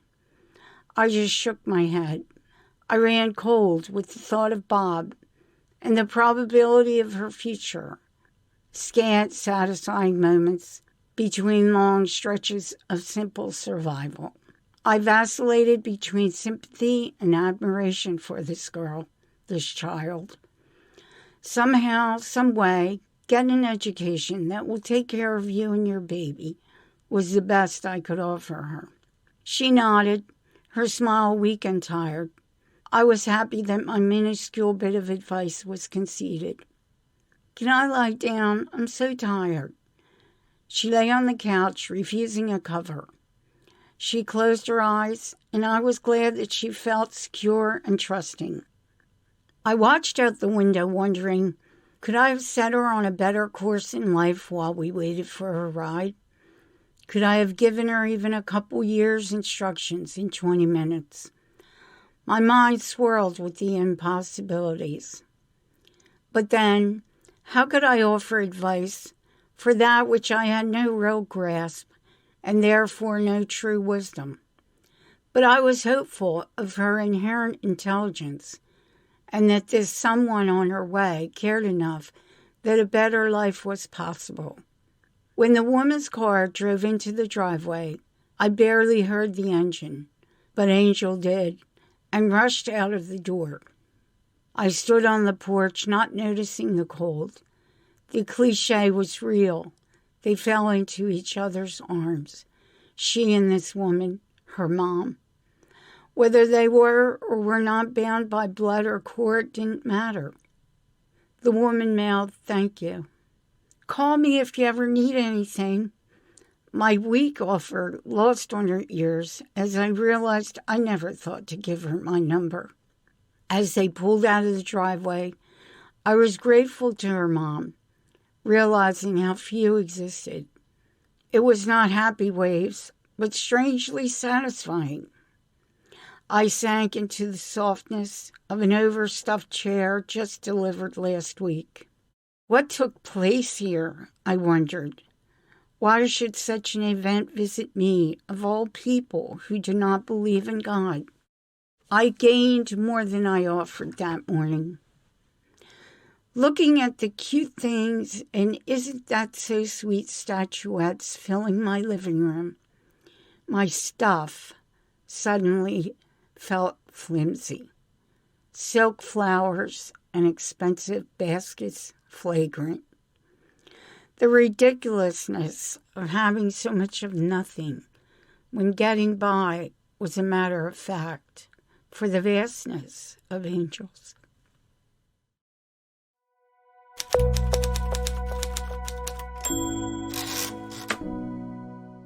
Hi, this is Paul Camerata, and this is Hippity Stoppity, as read by me. The life of Peter Cottontail would not have been the same if leather was the fabric at the start of his last name. Picture Naugahyde or burlap, where cotton's always been, and how Pete's kid soft lap snapshot biz that would so badly spin. How would Pete be received as satin tail or denim tail? Would then on a motorbike he ride the bunny trail? If pastel egg deliveries came from Pete polyester, around Easter the sketchy feels might every springtime fester. Yes, the life and times he's mastered might have truly faltered if Peter Cottontail's tailor his name had even slightly altered.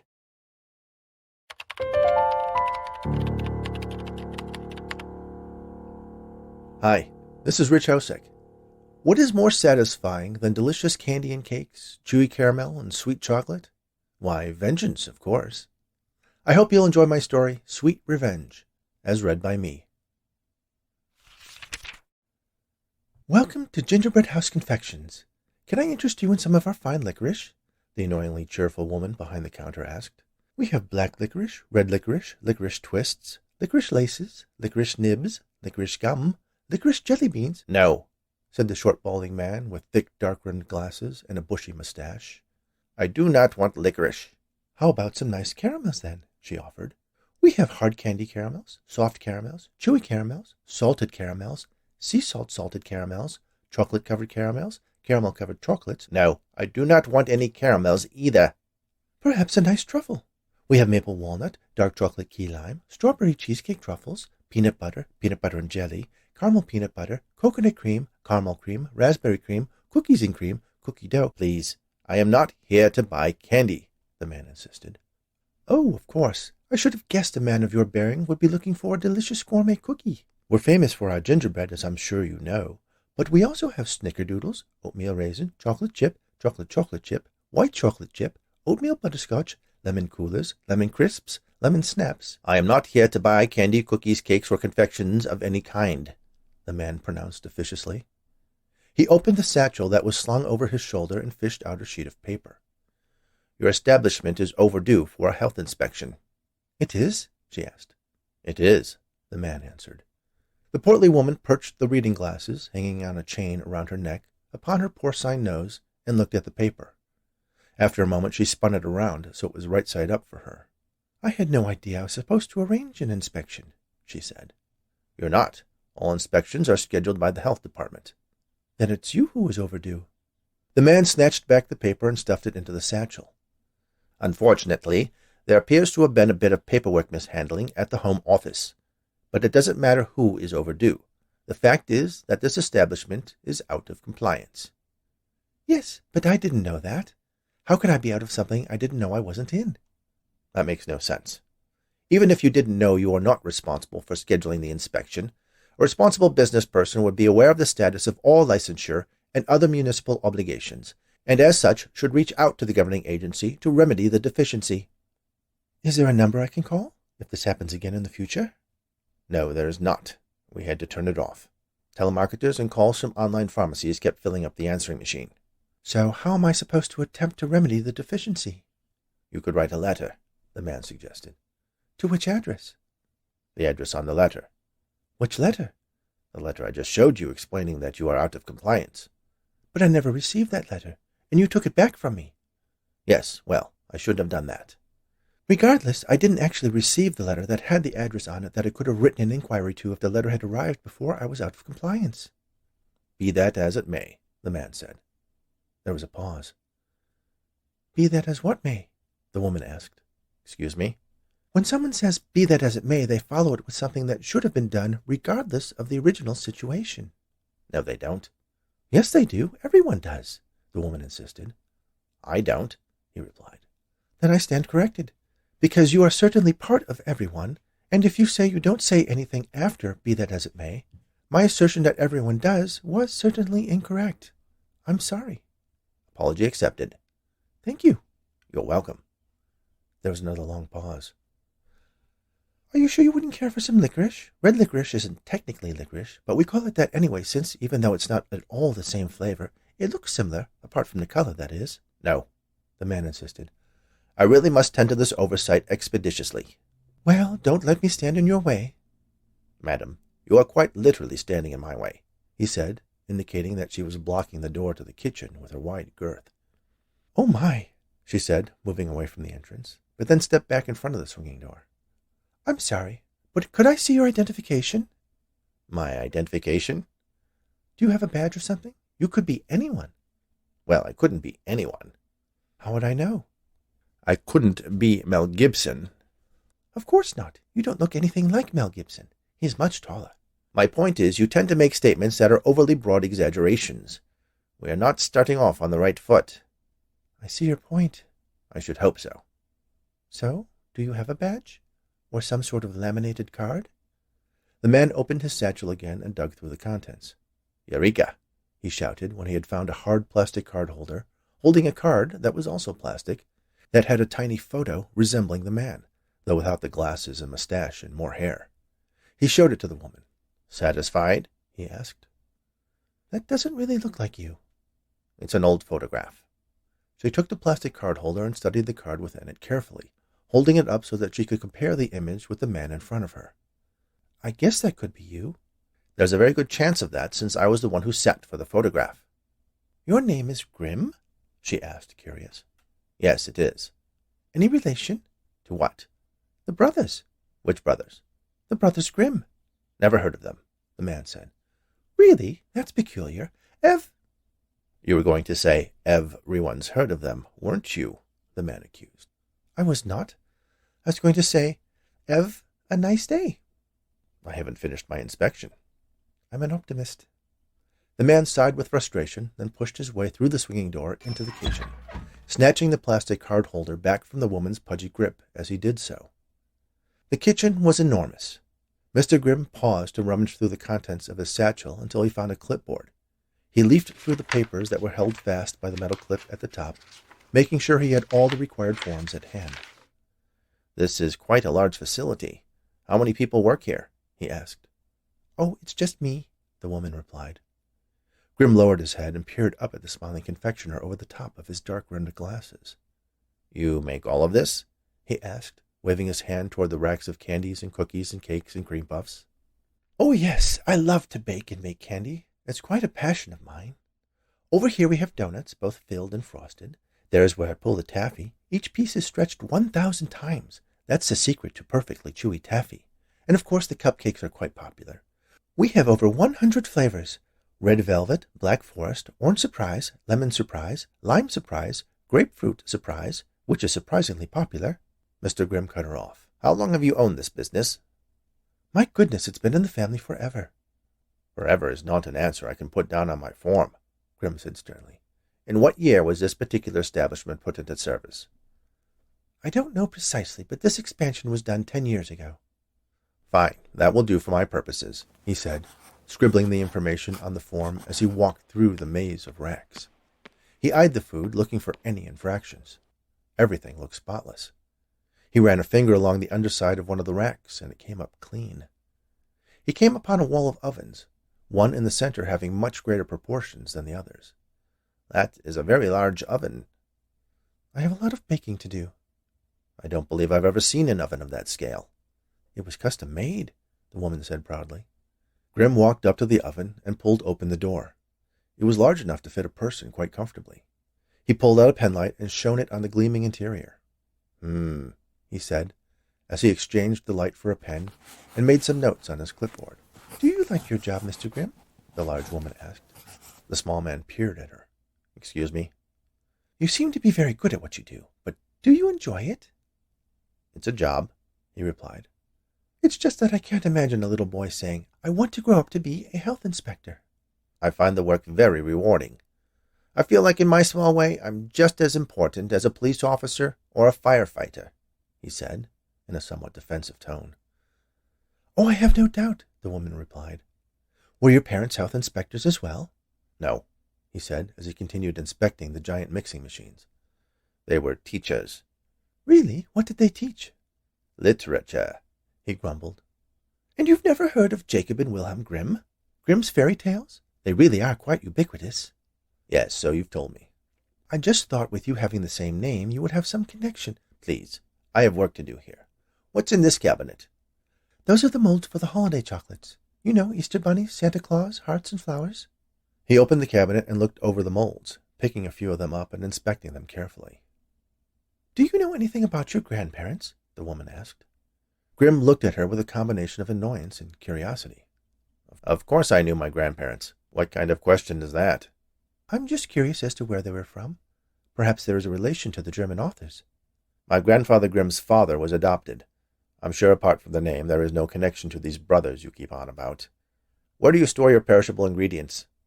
The walk-in cooler is just over there, the woman replied, pointing to a gleaming stainless steel door. She followed the diminutive inspector as he walked toward the industrial-sized refrigerator. He was an orphan, your great-grandfather? Yes, he and his sister, Mr. Grimm replied. Now, can we stop this distracting inquiry into my genealogy and get on with the inspection? Of course, the woman said. Whatever you need. I'm just curious by nature, and your name reminds me of a story from my own family. I'm sure that's quite interesting, but I really do need to finish my work. You do go on. Don't let me disturb you. It's quite a fanciful story anyway. Apparently Wilhelm Grimm and his wife Dortchen adopted 2 young children who had murdered someone in my family. That is indeed quite fanciful, Mr. Grimm said, as he continued examining the eggs, milk, strawberries, blueberries, raspberries, blackberries, gooseberries, peaches, plums, pears, pomegranates, and other assorted produce. The brothers then convinced everyone that the murder was actually self-defense. They even wrote a story about it, totally mischaracterizing the incident, claiming my relative had kept them prisoner and threatened to eat them. Can you imagine that? Outrageous! The truth of the matter was she was a maker of sweets as I am, and they had robbed her. So she simply kept them confined until a constable could be found to adjudicate the matter. This was back in 19th century Germany. It wasn't like you could pick up the telephone and ring the police. No, I don't suppose it was, Grimm said, as he finished with the refrigerator and made numerous marks on his clipboard. They even claimed she was a witch. Imagine that. Indeed, the man said absently, as he checked the electrical connections between the bank of blenders and food processors, arrayed on a gleaming counter. Well, in truth she was a sort of witch, but not the sort who would eat children. More like a magician. In the kitchen, of course, she added with a laugh, as if it was the funniest thing anyone had ever said. Everything seems to be in order, the health inspector pronounced. I must commend you on keeping such a pristine kitchen. All of the refrigerated items are clearly labeled and dated. Your food preparation areas and equipment are clean, no signs of vermin or insects, and your ovens are spotless. He scribbled a few more notes on the forms and added his signature. I'm so pleased to hear that, the woman said. You know, I was afraid that someone else would come to do the inspection. Grimm paused as he was stuffing his clipboard back in his satchel. Pardon me? He asked.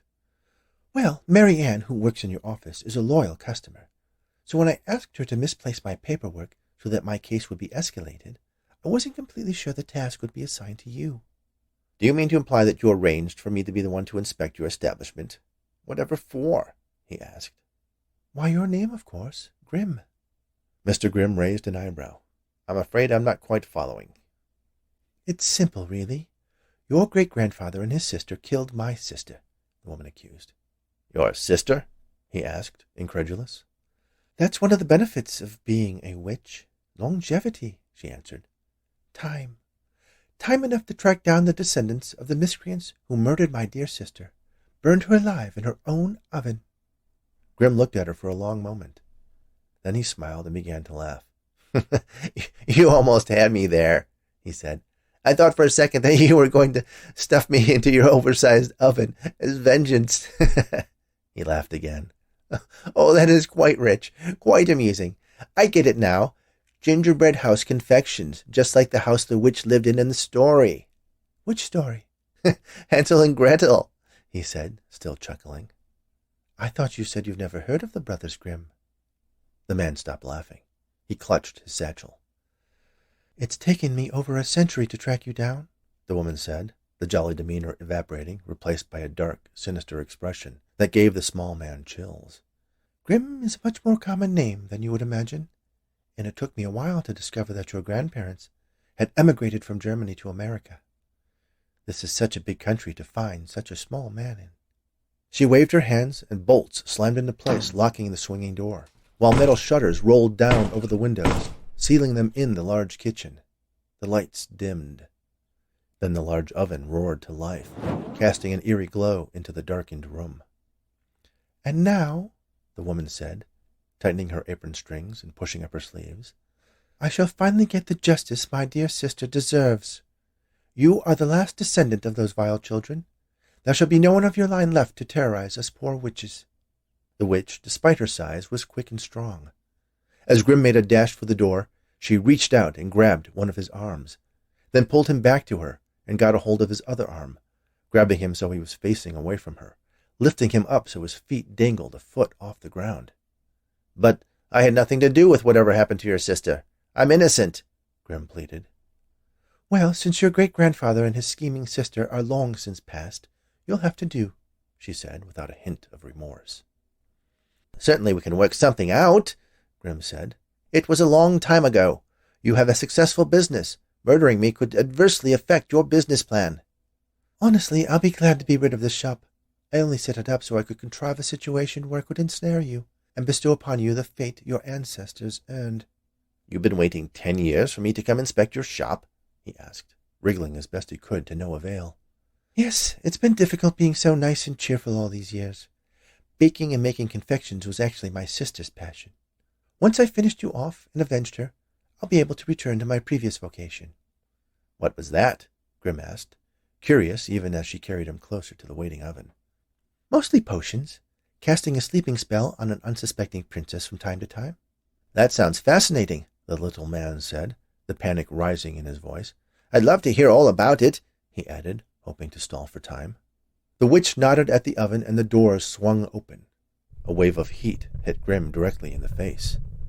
Sorry, but your time is up, she said. She lifted him higher and pushed him feet first toward the waiting inferno. Grimm waited until he was inches from the door, then pulled back his legs and shot them out so that his feet landed above the oven, causing him to flip over the witch, twisting out of her grasp and landing behind her. She was surprised that the little man was so agile. Do you really think you can escape? She asked. Yes, I quite expect I will, Grimm said, as he launched a sidekick at her ample buttocks, causing her to stumble forward into the oven. He quickly grabbed her ankles and shoved her inside the cavernous cooking chamber, then slammed the door shut. He looked around and grabbed the steel ladle and slipped it through the door handles, effectively locking her inside. What have you done? The witch cried from inside the oven. Let me out! Let me out right now! My grandfather warned me about you, Grimm said.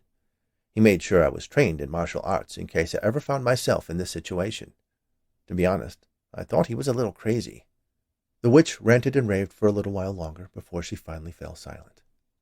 Grimm removed the clipboard from his satchel. Oh my, human remains in the oven. I'm afraid you failed your inspection after all, he said.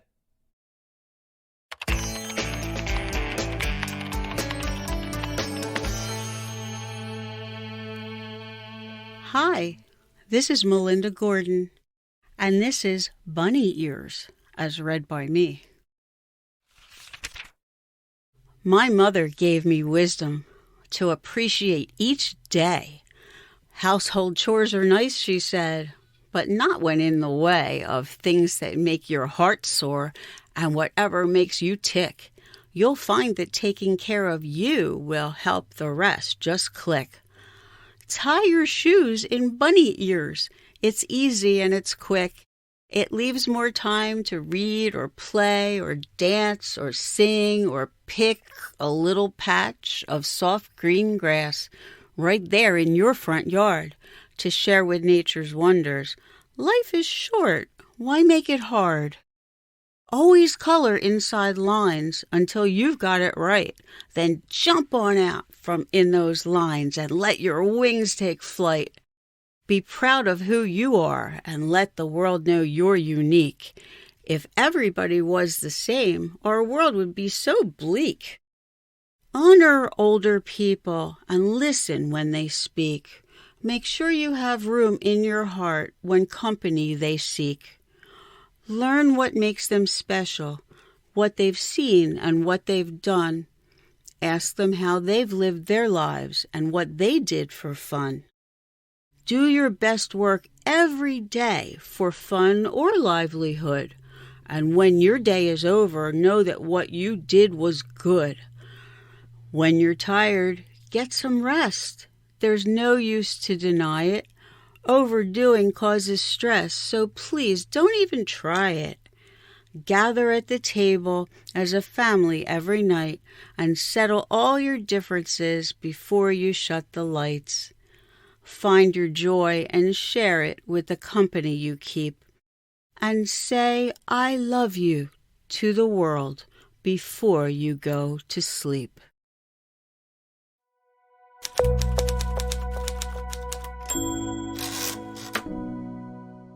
Hi, I'm Paul Camerata, and this is Johnny Cork for Brains Goes Green, as read by me. Johnny Cork for Brains wanted to do his part to help dear Mother Earth, but he didn't know where to start. The word I hear people say lots is renewable, but never when it comes to something that is chewable. What's something eatable to take in this green direction? Perhaps a sweet tooth tickler, an eco-smart confection. While he ruminated, John on peanut butter snacked, his spoon between his mouth and jar, returning up and back. Then all at once it struck, the answer's in my hand. And grabbing pen and paper, Johnny sketched his planet plan. Scoop yourself some yummy stuff, then dip your spoon again. Congrats, you just helped save a bit of this old globe, my friend. Because this is no plain dessert, the kind you eat then stop. No, this is the green heaven sent, renewable lollipop. Like regrown crab or lobster claws, shark teeth or centipede feet, it's the perpetual motion machine of candy, the solar power of sweets. Maybe smeared with peanut butter, then in chocolate morsels coated, a one-handed candy snack that can always be reloaded. In love with his plan like always was Johnny Cork for Brains, and how now nature and taste buds would both by the spoonful gain. A simple recipe by which the sweet train needn't stop, a gift from Johnny to our world, the renewable lollipop.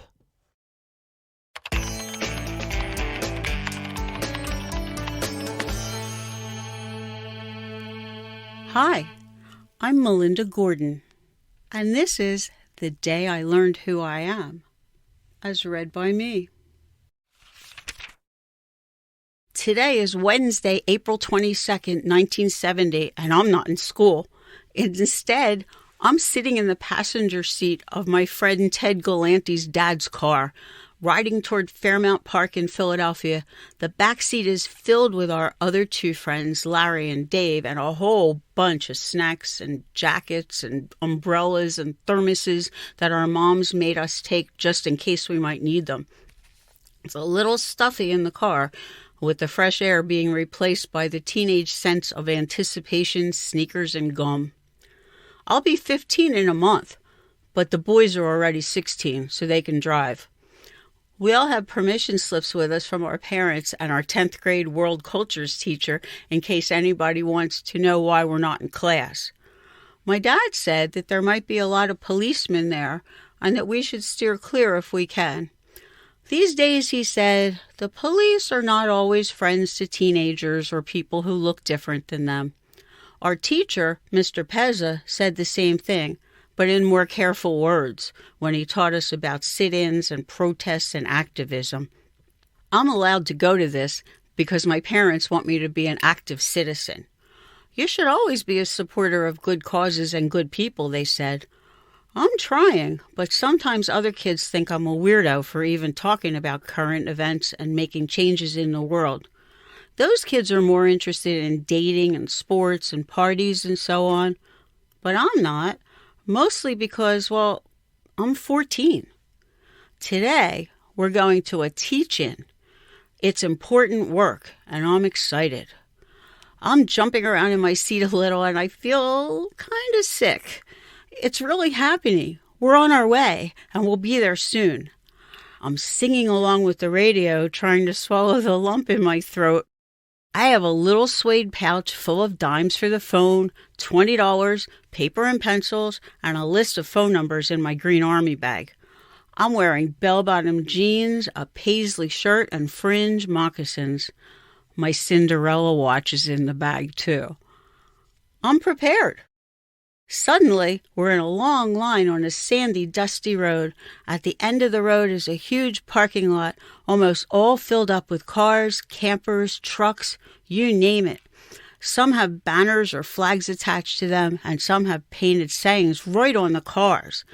Crowds of people are passing us, all different ages, different colors, smiling, carrying guitars, holding posters, holding hands. It's a beautiful blend heading toward a common goal. Today, we're going to learn how to save the earth.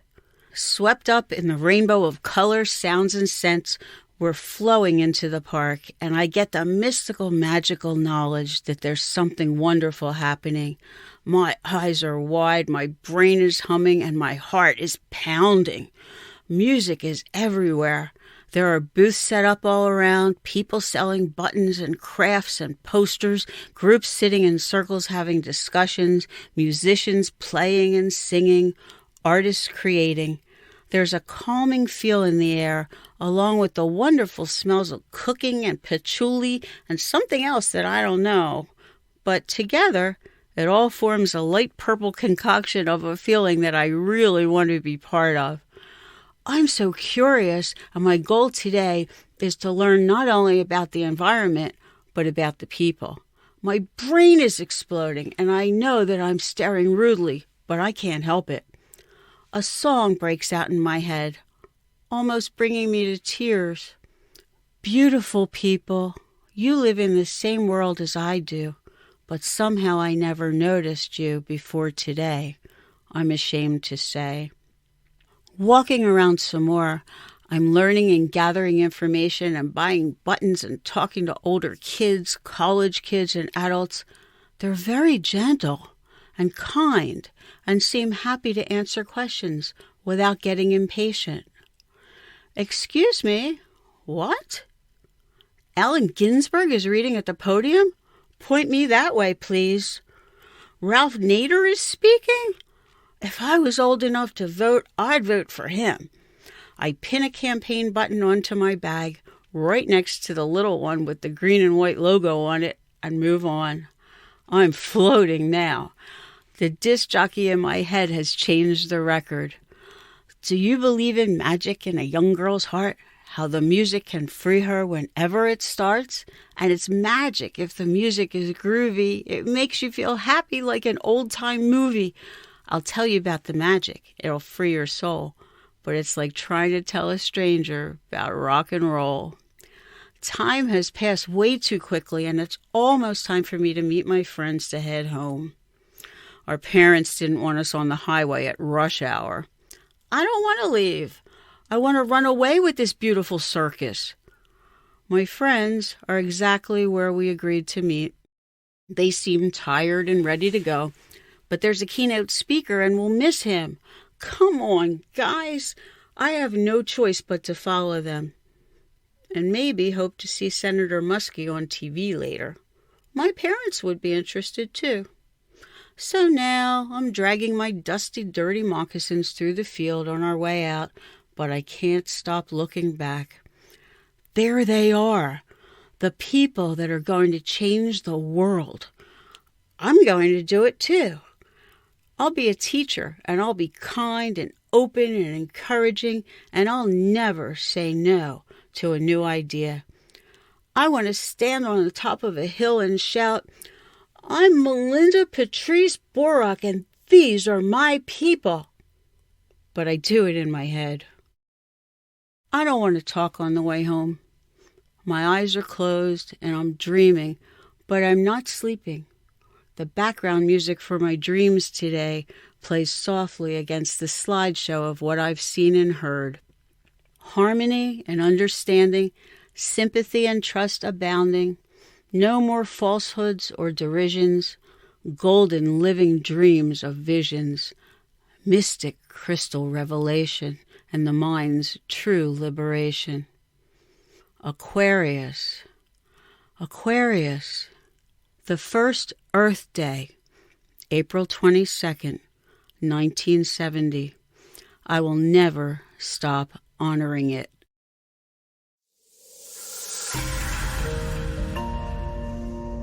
Hi, this is Mike Archer. This is a piece from my blog, thearcherjournal.com, called Shoot to Kill, as read by me.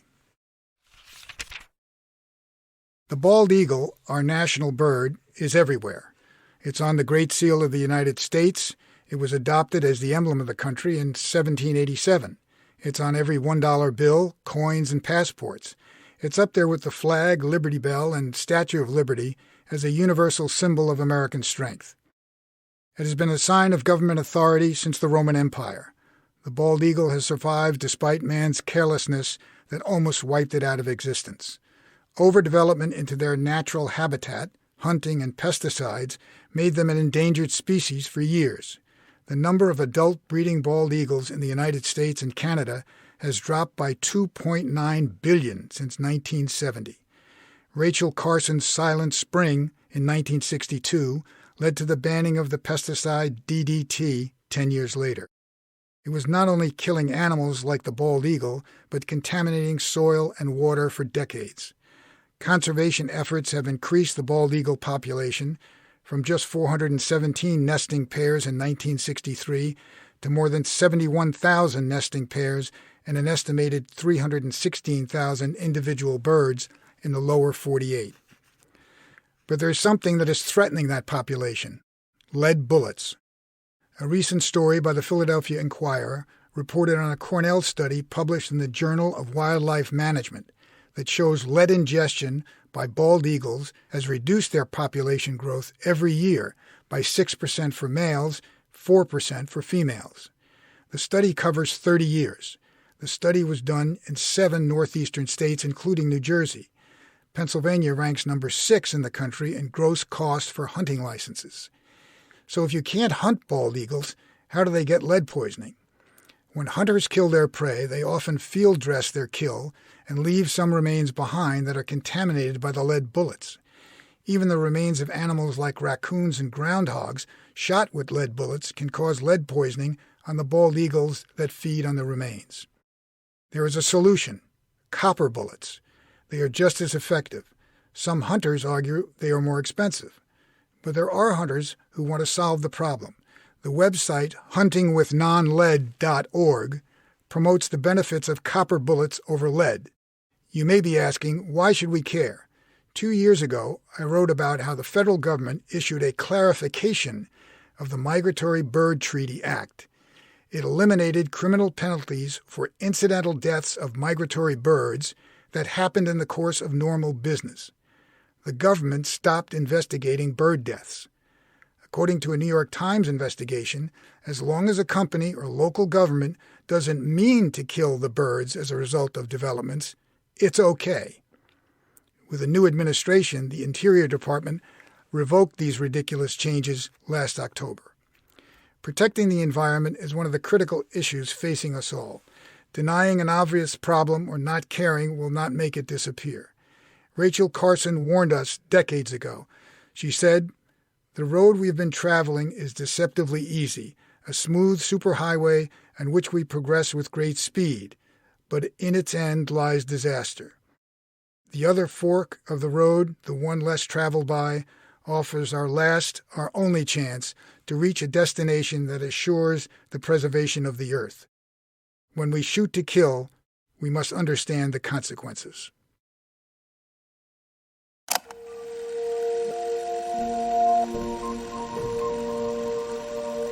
Hello, my name is Peter Waits, and this is a story, The Looks Women Give to Men, as read by me.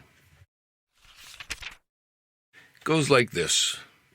The looks women give to men all have a hidden meaning, And it was only after endless clueless days, weeks, months, and years that I have finally been made privy to them.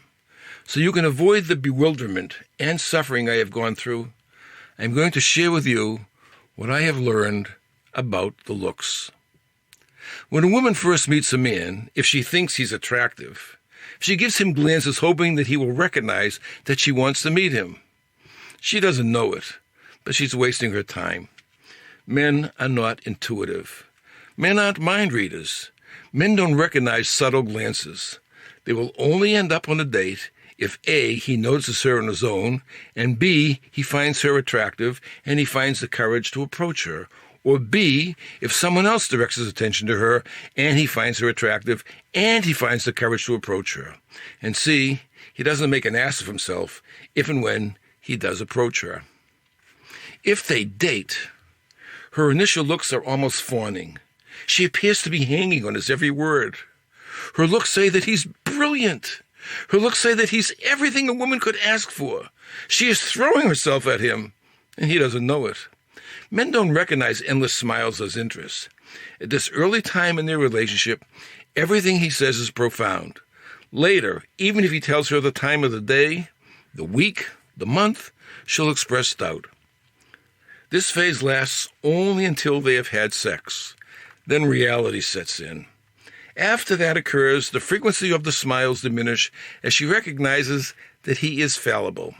She'll continue dating him only if she feels he is workable, if he has the potential to be made into the male image of her. From this point on, without his knowledge or permission, but with passion, she takes on the role of being his mentor. She corrects his speech and his manners, but she is wasting her time because he isn't going to change. He's not going to turn into a her with a penis. Now she gets frustrated. She feels free to unleash the look, but she has wasted it. He's clueless. He's simply happy he has a steady date for Saturday night. A few home-cooked meals. He doesn't have to do the dishes after he eats. He can fart, and he can get laid without laying out too much money. At this stage in the relationship, the looks she gives him have become serious, and she can't figure out why he doesn't understand them. She doesn't give up on him. She just assumes that he, like all men, are morons, but that she is smart enough and patient enough to train him. She convinces herself that she can, and she convinces him that it is time to get married. Newlyweds have a lot to learn. At the extremes are those that do learn just before their death, and those that don't, well, they don't. Most married people are in the middle. In other words, most are slow learners. Women think men will learn quickly. They will learn to understand the nuances of the look. And men are forever wondering, what the hell was that look all about? I was reminded of this last week when You-Know-Who and I took our grandchildren, Joshua and Jason, to a park. Joshua was on a regular swing and Jason was in the basket-type swing so that he wouldn't fall out when pushed. Next to Jason, in a similar type swing, was a boy probably around 12 months old, and his parents. They were watching what was going on. The father's name was Steve, and I only know this because I heard his wife call him that. Among gleeful shouts of, "Higher, higher!" I was pushing Jason. Actually, I stood in front of him and caught his legs as he came toward me. I held him for an instant, and then I pushed hard. He loved it. I pushed Joshua the same way, and he too loved it. Steve wanted to push his younger-than-Jason son as high as Jason was going, and he gave a mighty push. His wife didn't feel her son was ready to go that high, and she did what wives tend to do. She didn't say anything. She gave Steve the look. From the look on Steve's face, he knew he was in trouble, but it was obvious that he had no clue that the look he got meant that she didn't approve of her son going that high. So he pushed his son again. She gave him another look. "What? What?" he said. The look morphed into speech. In an icy tone, spoken with attitude, she said, "We'll talk about it later." To emphasize her displeasure, she paused between it and later. "We'll talk about it later." Even though she wasn't talking to me, I, too, felt the chill. For the newlyweds and slow learners, let me explain what had happened. The first look was a warning not to do what he was doing again. When he failed to understand the silent communication, he got the follow-up look, which was her way of saying, I married a moron.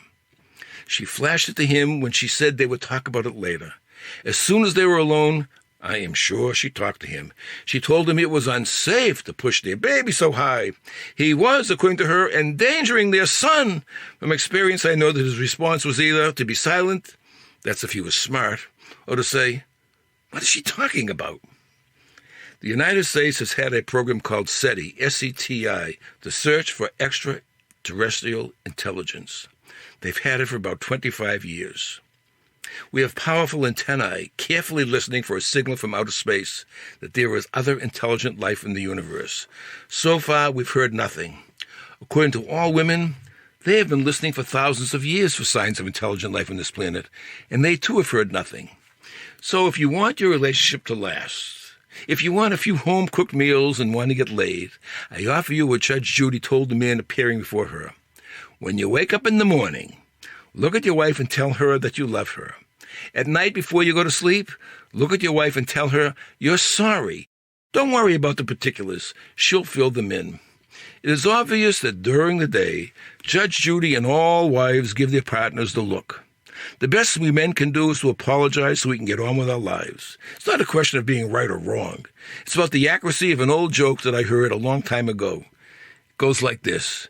Confucius say, men who fight with wife all day have no peace at night.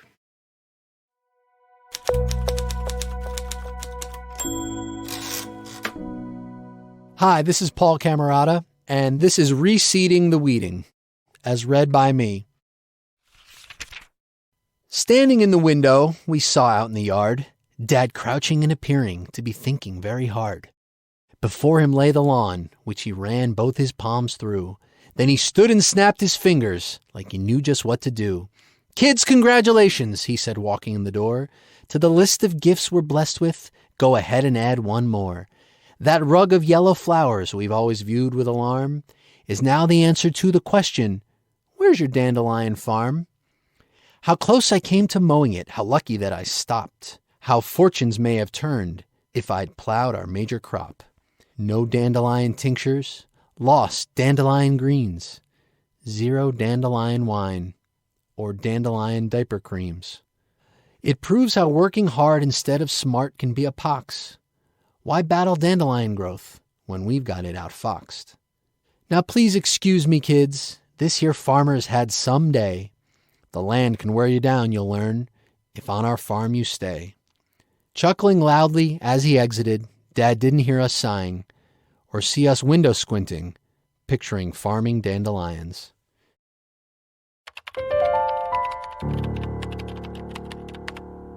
Hi, this is Rich Osek. I have for you a love story of a sort called As the Tea Leaves, as read by me. What do I do next? I asked the impossibly old woman sitting in the chair opposite me. She wore a crocheted shawl and had her pure white wispy hair pulled up into a bun. Her skin looked like an elephant's, an elephant who had been in the bath too long. She was so devoid of muscle or fat that you could see the contours of her skull and skeleton through her fine, wrinkled epidermis, like the Crypt Keeper on that old TV show. Her eyes were yellow, both the iris and the sclera, and her teeth, what remained of them, were of a similar tint, the space between them as black as the tea leaves she had used to prepare the beverage that she had carefully poured and set in front of me. "Drink it," she replied, as if I was a complete and utter idiot. I lifted the ancient bone china cup to my lips and drank. The water was long past scalding, and the tea, without sugar or milk, was bitter and unsatisfying. "All of it," the old woman ordered. I continued pouring the tepid tea into my mouth and swallowed it as quickly as I could. When I was done, I involuntarily shook my head like a baby who bit into a sour grape. I set the cup back into its matching saucer. Madame Pomfret picked up the cup and stared into it. "What does it say?" I asked impatiently. "Shh," she replied, not lifting her gaze from the tiny puddle of leftover tea and soggy leaf fragments in the bottom of my cup. I was not the type of person to seek advice from a psychic, whether they got the details of my love life and future from a deck of tarot cards, a crystal ball, or the dregs of an acrid liquid made from dried leaves. It wasn't my cup of tea. So what was I doing here? Love makes you do crazy things, as someone, I can't remember exactly who at the moment, once said. Most of the experiences Julia talked me into were beauty treatments of one sort or another. Sometimes it was the typical mud bath or avocado peel, but on other occasions we indulged in less traditional ablutions and rituals. Things like soaking in a vat of rancid olive oil mixed with pungent-smelling herbs, or having butter massaged into intimate places. But I didn't mind her unusual spa regimens, and even could stomach the occasional chick flick or vegan restaurant. At least we did those things together. About a week ago, while we were soaking our feet at a spa where little fish nibbled the dead skin off your heels, Julia suddenly and forcefully insisted that I get my tea leaves read. "You have to go, and you have to do everything she tells you," she told me, a serious look on her face that crinkled her brow. "Sure, we'll go together," I suggested. "It'll be fun." "No," she almost shouted. She grabbed my arm, her nails digging deep into my flesh. "You have to do it alone, and as soon as possible, or we have to break up." It seemed like a ridiculous ultimatum to base a relationship on, but, as I mentioned earlier, I was in love. So I assured Julia that I would arrange to see her tea leaf reader as soon as humanly possible. She breathed a sigh of relief, let go of my arm, and reclined. A small woman darted to her side from seemingly nowhere and placed 2 cucumber slices over her eyes. I did the same, pulling the lever that lowered the back of my chair, but the diminutive cucumber distributor looked at me with disdain and scurried off without adorning me with vegetables. The appointment was made by telephone. Madame Pomfret did not have a website or email address, nor did it seem voicemail, or even an answering machine. Booking a session meant calling repeatedly at intervals during the day until she decided to answer. She gave me a time and day. There's no choice in the matter, no options to pick from. But, not surprisingly, she was psychic after all. It was an hour that I was free. Madame Pomfret lived in the same neighborhood as Julia. How close Julia lived to the narrow brownstone I didn't know, as I had never been invited to her apartment. She was perfectly happy coming over to my place, and to be honest, I liked that just fine. I never had to scramble to wake up early and get back to my place to shower and change, nor did I have to suffer the indignities of using a woman's bathroom. I always found the array of beauty products and devices that were used to crimp, straighten, and augment various features intimidating, and even frightening. I'd once witnessed a girlfriend deconstruct herself at the end of the day. The makeup was removed, creams applied, curlers entwined. It was a transformation akin to a human being turning into a werewolf, albeit one that smelled really good. Missing out on whatever rituals Julia performed to look as good as she did was a blessing from my point of view. Such things should always be a mystery to men. Madame Pomfret's home reminded me of the Addams family. There were antiques everywhere. Some of them seemed like they were really valuable. There was a fine layer of dust over everything, so obviously there wasn't a 7-foot-tall butler taking care of the place. The house was extremely orderly and had a precision to it that actually made it all the more disturbing. She had greeted me at the door with an air of suspicion, as if I was there to sell her something. I told her my name and that I had an appointment. "I know who you are and what you want," she said in a creaky voice. She sighed as if I was keeping her from doing something fun and interesting, like changing the doilies on her armchairs. "This way," she said, and led me into a parlor where she directed me to sit in a paisley-upholstered chair, its legs ending in intricately carved claws. I sat down and watched her prepare the tea. She didn't use a tea bag or one of those mesh spheres where you can make your own blend of tea and herbs to suit your taste. She just scooped a mound of dried leaves into a teapot already filled with water.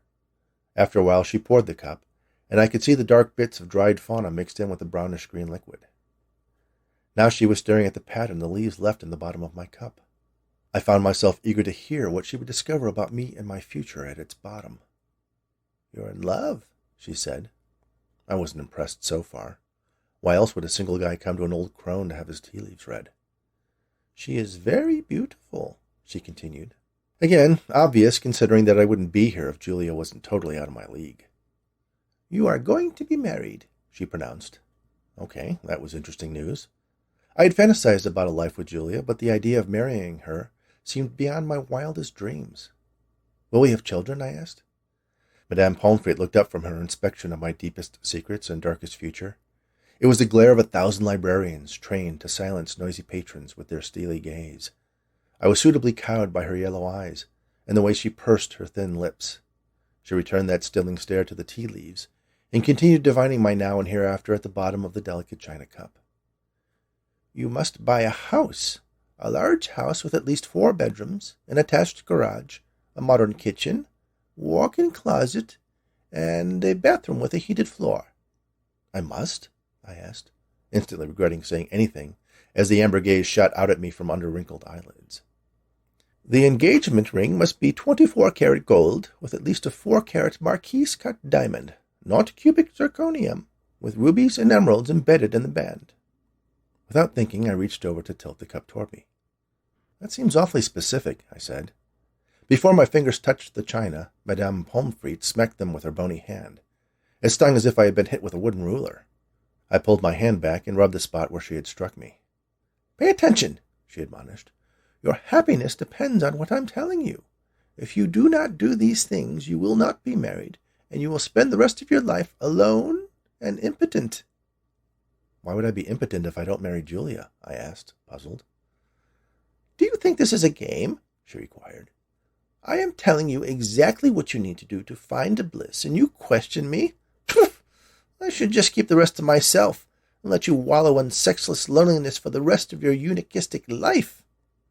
I sat very still and very quiet, hoping to earn the remaining revelations that were apparently essential to my happiness and my manhood.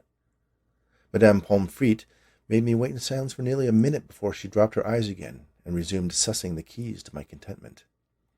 "Oh, my mistake. The ring must be 5 carats, she said, casting a quick glance to remind me what was at stake.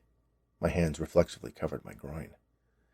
"You will enroll in an MBA program, then get a job in management, eventually rising to CEO of a very successful company. Your wife will have a new car every year, a Tesla, the nice one."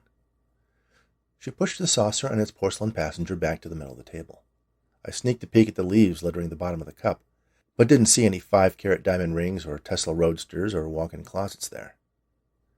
"If you are ready to do all of those things, you will find happiness. Are you willing to commit to this course for your future?" I nodded enthusiastically. Madame Pomfret smiled, and then she said to me kindly, "Then go, make your lady happy, and you will be happy as well." I stood, grateful that the experience was over, but also oddly invigorated at the idea that I could be married to Julia. I was eager to go see her, and even more anxious to get out of Madame Pomfret's eerily unsettling house. I bumped the small table that held the ancient tea set. The pot was perched on the edge and fell to the frayed rug covering the floor and shattered. My eyes went wide as I saw the broken china and the spilled tea soaking into the tattered rug. I quickly bent down to pick up the pieces, as if my quick action could somehow reverse the disaster. In my haste, I cut a deep gash into the palm of my hand. I cried out in pain, then stood holding my hand in front of me as blood pooled in my palm. I'm sorry, I'll pay for it," I promised. The old woman didn't seem to hear me or care about the mess on her floor. Her jaundiced gaze was focused on my hand, or rather the red liquid quickly gathering there, threatening to run through my fingers and mix with the tea on the floor. She grabbed the cup that held the remnants of my tea, then gently tilted my hand so that the blood dripped into it. Her skin felt cold and papery like that of an onion. "Shouldn't I put pressure on it or something?" I asked, concerned that there was much more blood than I'd ever seen before. I started to feel lightheaded. She didn't answer me. Instead, she squeezed my hand, causing the flow of blood to increase until it was about an inch deep in the cup. She let go, not seeming to mind that I was dripping blood on her floor. Then she did something that nearly made me pass out. She drank my blood from the cup. I fell back into the chair, watching as she tilted her head back so that she could extract every drop of my precious bodily fluids from the vessel cupped in her bony hands. When she could drink no more, she dropped the cup, and it shattered next to the teapot. Her lips were red, coated in my blood, and somehow fuller. As I watched, she underwent a transformation. Her posture straightened, her hair darkened and thickened, her skin tightened, and her breasts became firm and full. Her grayish pallor was replaced by a rosy glow. Her eyes brightened and took on a familiar blue hue. "Julia?" I asked in shock. The young, vibrant, attractive woman I was madly in love with looked at me and smiled. "Sorry," she said. "You weren't supposed to see this part." Are you a vampire?" I asked.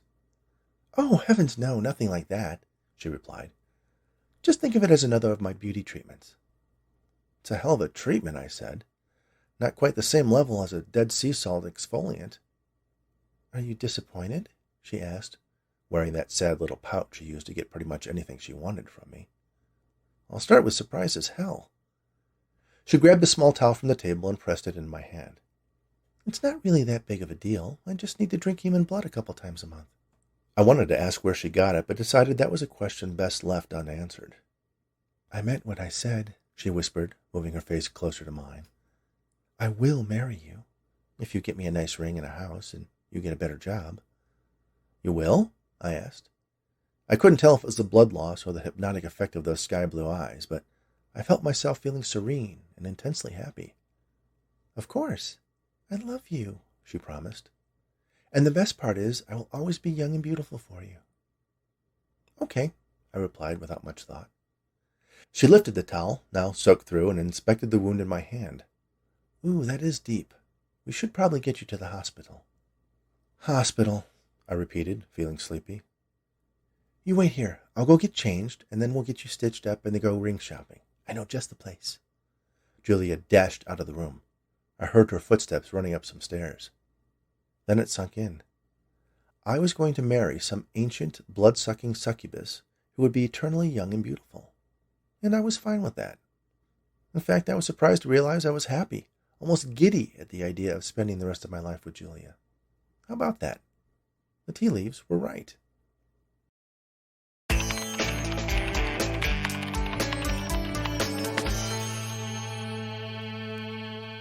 Hi, this is Melinda Gordon, and this is Bruiser, as read by me.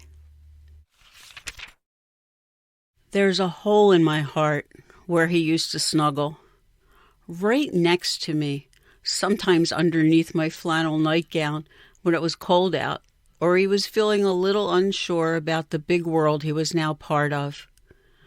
Just 5 weeks old when he became a member of our family. The pet shop said he was 8 weeks old, but we learned better as he became ours. A tiny little buff-colored boy with bright eyes, a white spot on his forehead, and hope in his heart. He opened his little mouth to speak, and a squeal came out that tore at every inch of me. This baby became our world in ways both strange and wonderful. He weighed only 4 pounds and smelled like popcorn, that miraculous scent of new life that makes us go weak in the knees when we cuddle our first puppy. His foot pads were bright pink, his nose light gray.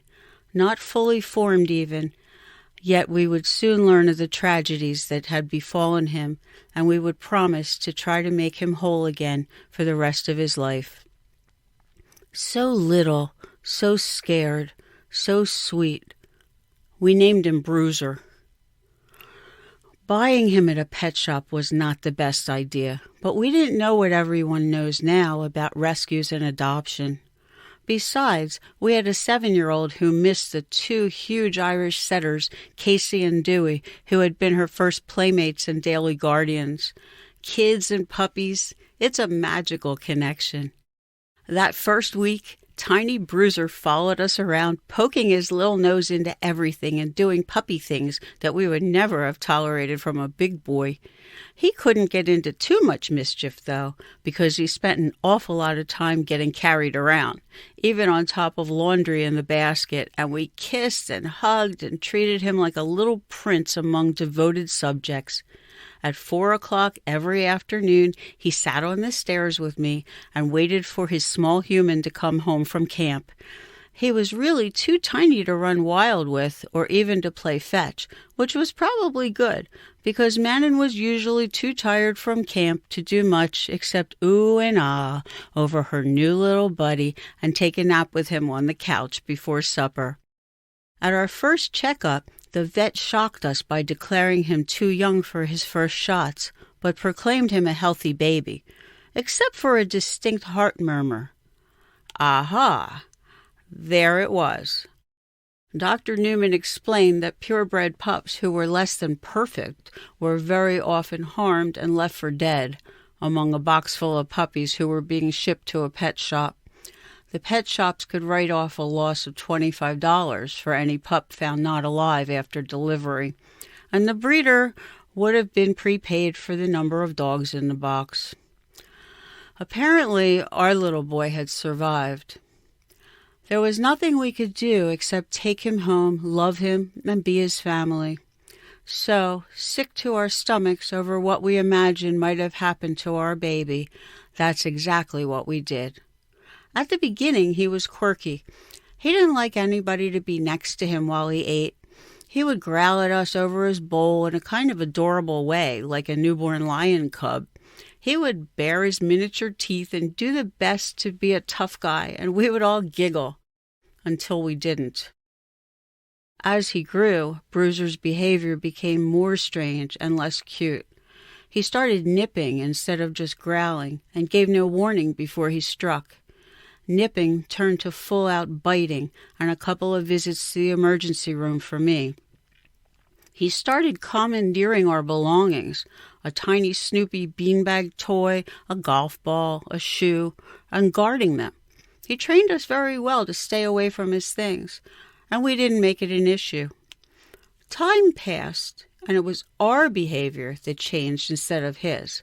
His hoarding became an obsession, as did his guarding behavior over anything and everything.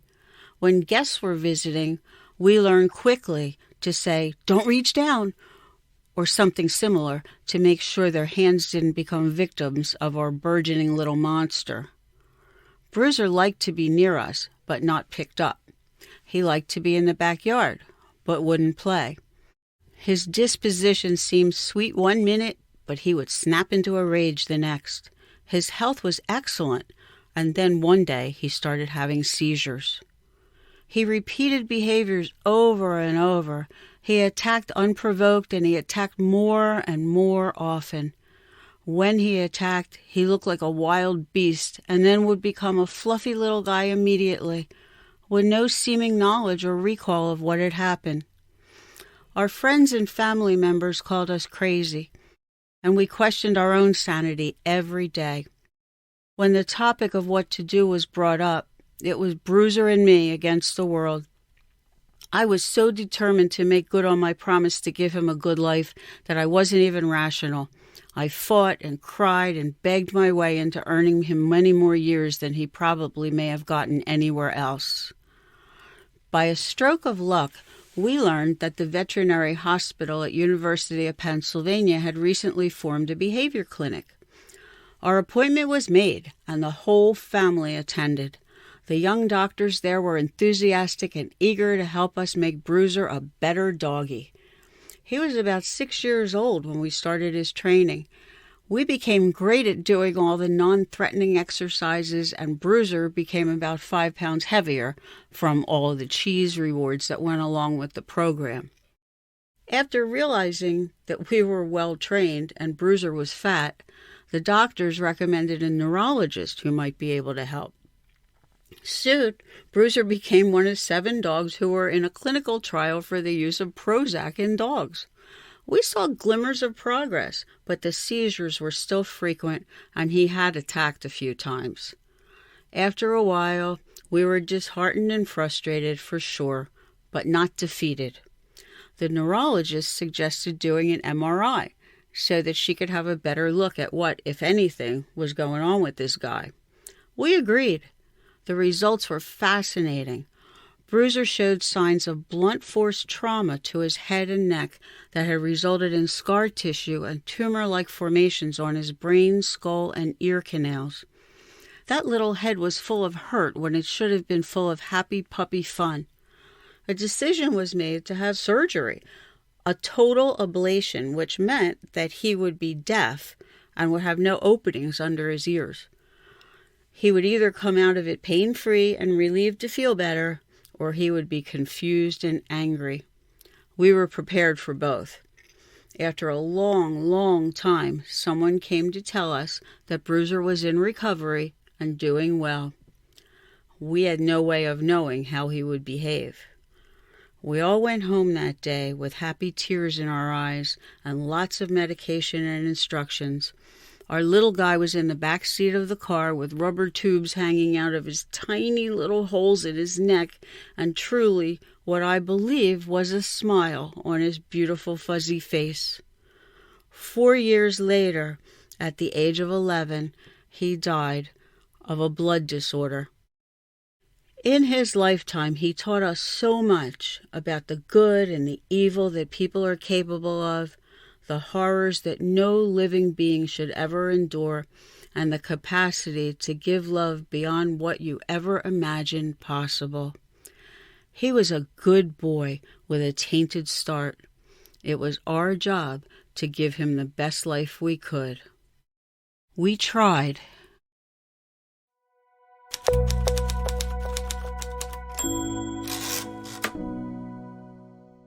Hi, I'm Paul Camerata, and this is Jack Sniff, as read by me. Jack Sniff, with his nose, in he hails and out he blows, scent detecting far and wide. From Jack Sniff no smell can hide. Hounds called Jack when they were, whelp, investigating and needing help. Jack would come and in a jiff solve the case in just one whiff. Folks asked Jack, "Do you feel stuck?" "What I feel," he said, "is luck. That Sniff's my name, and as you see, smelling to me comes easy. Rivers versus themselves swimming have a hard time ever winning. That's why I, Jack Sniff, always stay with a heart that's full of play."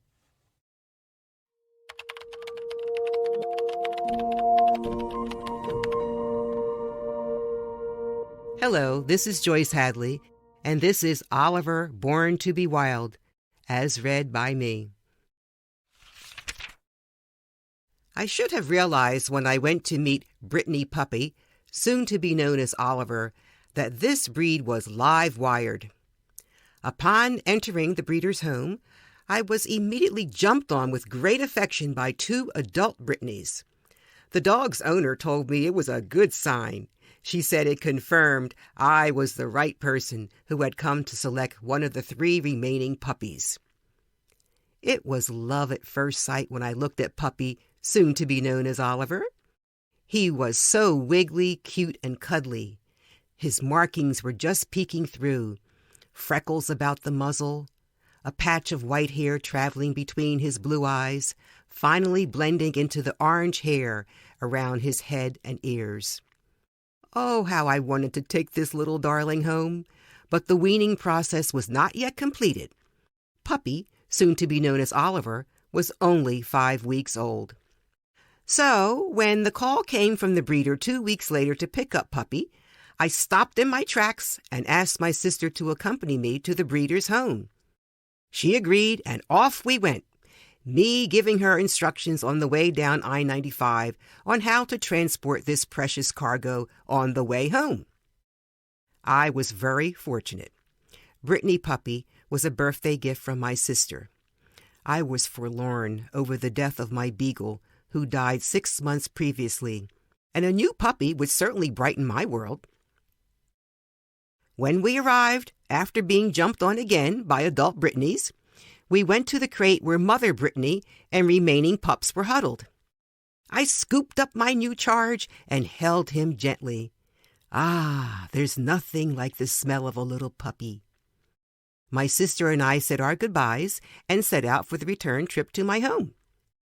As I watched my sister holding Puppy, soon to be known as Oliver, from my rearview mirror, I noticed the white patch markings on his head had spread quite a bit. On either side of the markings, the hair had grown into 2 points, resembling horns. Was this a sign? A few days later, once I'd had a chance to look over and try to get a feel for this new puppy's personality, it hit me like a lightning rod. Oliver! That's it! From here forward, little Brittany, you shall be known as Oliver.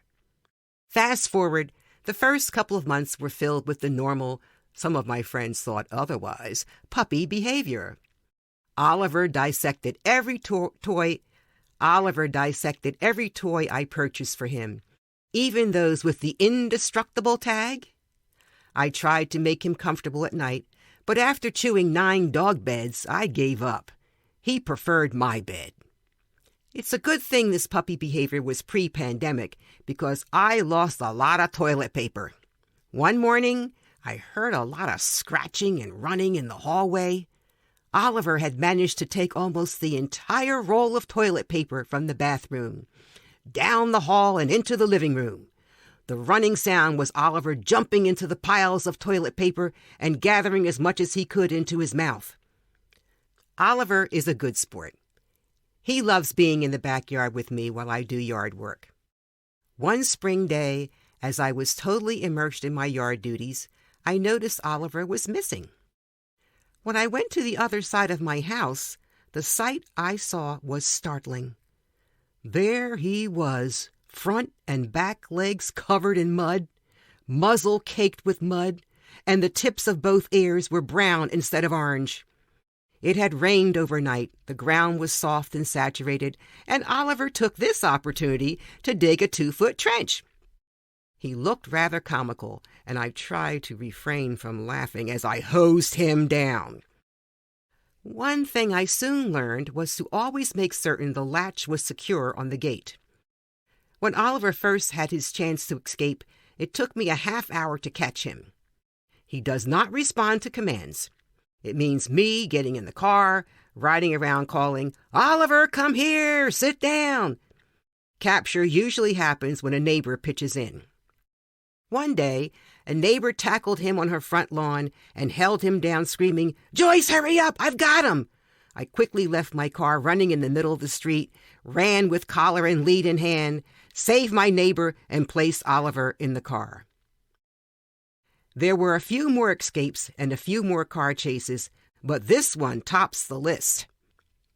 One summer afternoon, the lawn crew arrived to cut my grass and my next-door neighbors simultaneously. Oliver goes into 5th gear when they arrive. Remember the greetings I received at the breeder's home from the adult Brittnys? Well, Oliver greets the lawn crew by jumping nearly 6 feet on my back patio doors. I had an appointment and needed to pay the crew before I left, so I beckoned to one of the guys to come to the back door to be paid. As I opened the door ever so slightly, Oliver pushed through my legs and he was gone. The gate was open.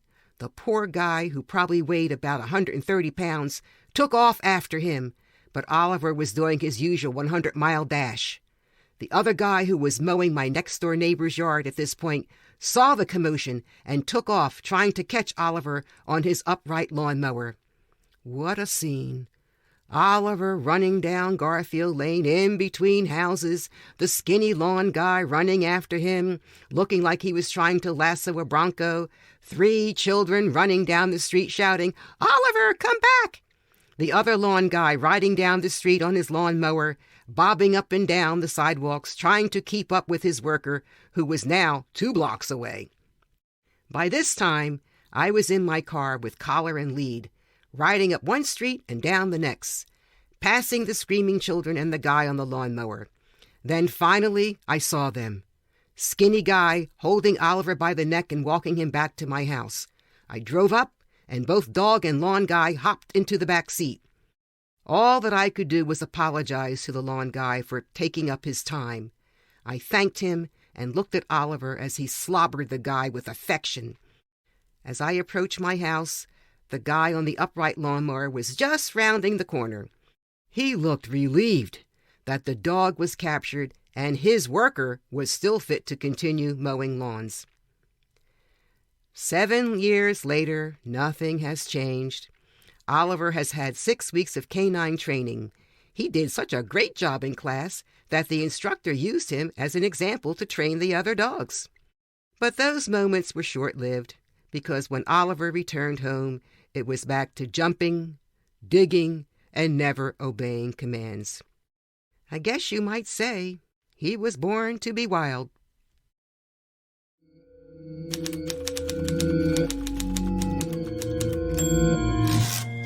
Hi, I'm Paul Camerata, and this is Horror Story, as read by me. To be more than a monster was once one man's dream, a revitalized man who loved coffee and cream. He baked the best quiches, award-winning scones, but spoke in a way that scared folks to their bones. From this predicament would eventually grow Frankenstein's Grunt, Cafe and Bistro. At the start, he was famous just for being undead, until the owner gained a claim for his monkey bread. The imported Arabicas, organic chais, all roused his patrons like bolts from the sky. Still, not all the walk-ins were ready to see a Frankenstein monster serving them tea. Some shrieked while others turned pale as a ghost. No matter how nice, the greetings of the host. And yes, when he said hi, was how it sounded. But their fears of violence were totally unfounded. Frankenstein's grunt was a symbol of the passion this exhumed barista had in him for dashing the walls of the cage the world put him in, the moment it spotted his recycled skin. So on Frankenstein pressed, serving French pressed for breakfast, building the grunt into one of the best cafes and bistros you could ever try. Have no fear, that you hear is just him saying hi.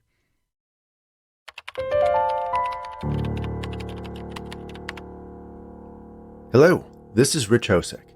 I hope you enjoy my Halloween tale, Tricked, as read by me. Harrison Hartigan hated Halloween. He hated the parade of costume brats ringing his doorbell, the proliferation of skeletons and spiders and tombstones in his neighbors' yards, the ubiquity of pumpkin spice-flavored everything everywhere he went. To be honest, that had more to do with Thanksgiving, which he also hated, but the plague of cinnamon, nutmeg, and allspice, it seemed, was starting earlier and earlier every year. Tomorrow was the cursed day. He had considered getting a hotel room or just taking a long drive somewhere else, but he was not going to be driven from his home just because of the commercialized observation of some pagan celebration. No, he would stand his ground. Let those trick-or-treaters come begging for candy and other treats. They'd get nothing from him. And if they were foolish enough to think a trick was an appropriate response, his garden hose was at the ready. Harrison turned out the lights and climbed into his bed. It was a particularly cold late October, but would that stop the sniveling little beggars from traipsing up and down his front steps, their tiny feet thumping across his porch? They would just throw winter coats over their costumes, so only their masks were visible. It made the whole ritual even more ridiculous. A strong wind howled outside his window. Maybe there would be a thunderstorm tomorrow. It wouldn't stop them, he knew, but it might slow them down a bit. He smiled at the prospect of a storm literally dumping cold water on their insipid plans as he closed his eyes, ready for sleep. "Oh, Harrison," a female voice whispered in the dark, "why does Halloween bother you so?" Harrison's eyes sprung open, searching the dark for the source of the voice. "Who's there?" A shimmering shape took form at the foot of his bed, a woman who appeared translucent. She was older, a bit heavy, with thin hair flowing loosely over her shoulders. She was wearing an old stained housecoat. "Hello, Harrison," she said in a soothing voice. "Who are you?" he asked. "It's me, Beatrice," she replied. "Beatrice?" "Beatrice Kaminsky." Harrison sat up, scrutinizing her diaphanous features. "Doesn't ring a bell," he said. "From school," she prompted. He leaned closer and squinted at her. "Nope, sorry. Can you be more specific?" Beatrice rolled her eyes in frustration. "You took me to the fall harvest dance at Bedford Falls High School." Harrison looked the apparition up and down, trying to connect the woman to his 50-year-old memories. "Bea," he said with a hint of recognition, "you really let yourself go." "I'm not here to date you," she said. "I'm here to warn you." "Warn me?" "You must mend your ways. You must embrace Halloween in the spirit in which it should be appreciated, as an affirmation of life." "Why?" Harrison asked. "Why?" Beatrice asked back. "What difference does it make?" "Well, the path you're on will only lead to isolation and unhappiness." "But I like being alone," Harrison asserted. "I hate people. They're so annoying. If I could afford to buy my neighbors' houses and demolish them, I would." Beatrice appeared flummoxed. "Do not dismiss my warning," she admonished. "You will only have this one chance to redeem yourself. There will be 3 spirits who will visit you. Listen to them. Learn from what they show you." "Wait a minute," Harrison interrupted. "Is this like a Christmas Carol thing?" "What?" "This sounds a lot like the whole Ebenezer Scrooge story. 3 spirits will visit you over 3 nights, blah, blah, blah." "No, this is nothing like that. This is about Halloween, not Christmas. Yes, but aside from that, basically the same thing, right? Beatrice paused. She sighed, then nodded her agreement. Yes, it's basically the same thing, but that doesn't mean you should... Why you? Harrison asked. Excuse me? Beatrice asked back. Well, I haven't seen you in over half a century, he said. As I recall, we broke up after that dance. You were flirting with Kevin Spassky. Isn't there someone more relevant to my life that should be giving me this warning? Beatrice looked behind her as if consulting some committee of ghosts in charge of such things. No, she replied. Well, no one that wanted to come see you. So why did you volunteer? I was bored, Beatrice confessed. And now, so am I, Harrison said. He settled back into bed and closed his eyes. But I haven't finished the warning. The spirits, when they arrive, you must... Listen to what they say, change my fate, yada yada. Good night, he said with an air of finality. Beatrice shrugged and faded away. Harrison awoke the next day with a faint recollection of his encounter with the geriatric version of his high school sweetheart in the back of his mind. He did some chores around his house, then settled down in front of his television with a TV dinner and a beer to watch C-SPAN. They seemed to be the only programming among the hundreds of channels on his cable service that wasn't centered around Halloween. It was around 3 o'clock when his doorbell rang. Harrison ignored it. Most of the time, after 10 seconds or so, they would just give up and go away. But this little goblin rang the bell a second time, and when Harrison ignored that attempt, it rang a third and fourth time. Harrison rose out of his easy chair and shuffled over to the front door. He opened it, ready to unleash a tirade about private property. Listen, you little... But there was no one there. He stepped out on his porch and looked up and down the street, but there was no one in sight. He scratched the bald spot on the crown of his head and turned the head back into his house and came face to face with a skeleton standing in his doorway. Not a costume kid in a black bodysuit with bones painted on it. It was a full-on human skeleton, hanging in the air, with a lit cigar clenched in its teeth. What the hell? Harrison exclaimed. The skeleton raised a hand to grip the cigar. Its tip glowed as smoke was drawn into the skull and expelled through the empty eye sockets. Hey, Harrison, shall we get started? Started on what? I was under the impression you got the standard warning last night that I was coming. I'm your first spirit. Ringing any bells? Harrison thought back to the odd experience from the previous night that was hanging onto the edge of his consciousness. That was just a dream, he insisted. Do I look like a dream? The skeleton asked. Well, frankly, yes, Harrison replied. Granted, that's a valid interpretation, the skeleton conceded. But most people think I was more of a bad acid trip. I don't do drugs. Of course not. Well, this is kind of what it would be like. Come on, let's get going. I have big plans later tonight, dancing around the cemetery with some friends. Go where? The skeleton reached out with a bony hand and placed it on Harrison's shoulder. Suddenly, they were standing on the sidewalk of a city street, where densely packed bungalows stood shoulder to shoulder, with only a narrow passage between them. Throngs of costumed children ran up and down the sidewalk from door to door, chanting, "Trick or treat," to the delight of the grinning homeowners. There was one boy who walked alone. He was dressed as a clown and clearly not happy about it. Harrison realized the street they were on was the one he grew up on, and the boy standing in front of him was himself. He had wanted to dress up as a devil. There was a costume at the Woolworths he had coveted for weeks, but in the end his mother had decided he was going to be a clown, recycling a costume his older brother had worn years earlier. He trudged up the steps to a nearby house, rang the bell, then held open the pillowcase he was using to collect candy in. A smiling housewife opened the door. "Well, hello there," she said. "Is there something you wanted to say?" Harrison remembered resenting having to utter those vapid words. He never understood that part of the ritual. Reluctantly, he said in a low voice, "Trick or treat." A little girl in a princess costume peeked out from behind the woman.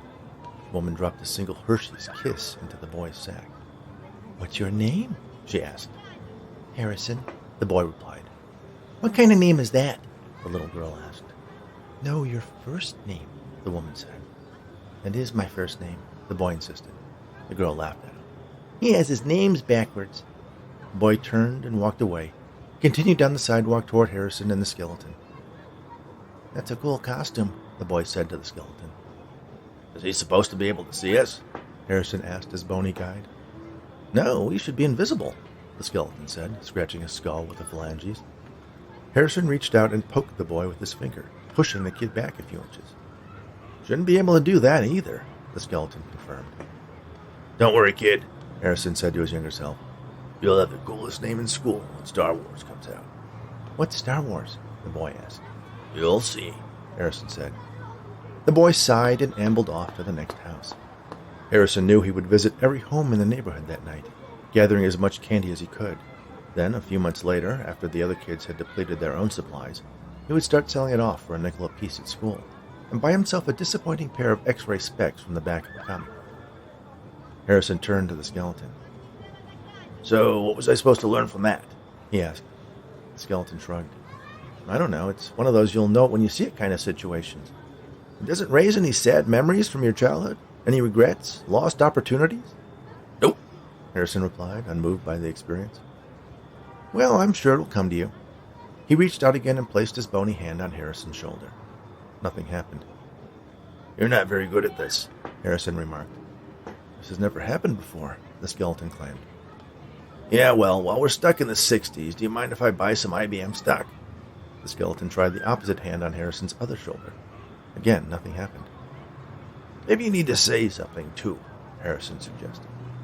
The skeleton took a step back, balled one hand into a solid knot of bones, and struck Harrison square on the jaw. He awoke sitting in his easy chair. Some political analyst was droning on about the Federal Reserve on C-SPAN. It was dark outside. He checked his watch. It was only about 4 o'clock.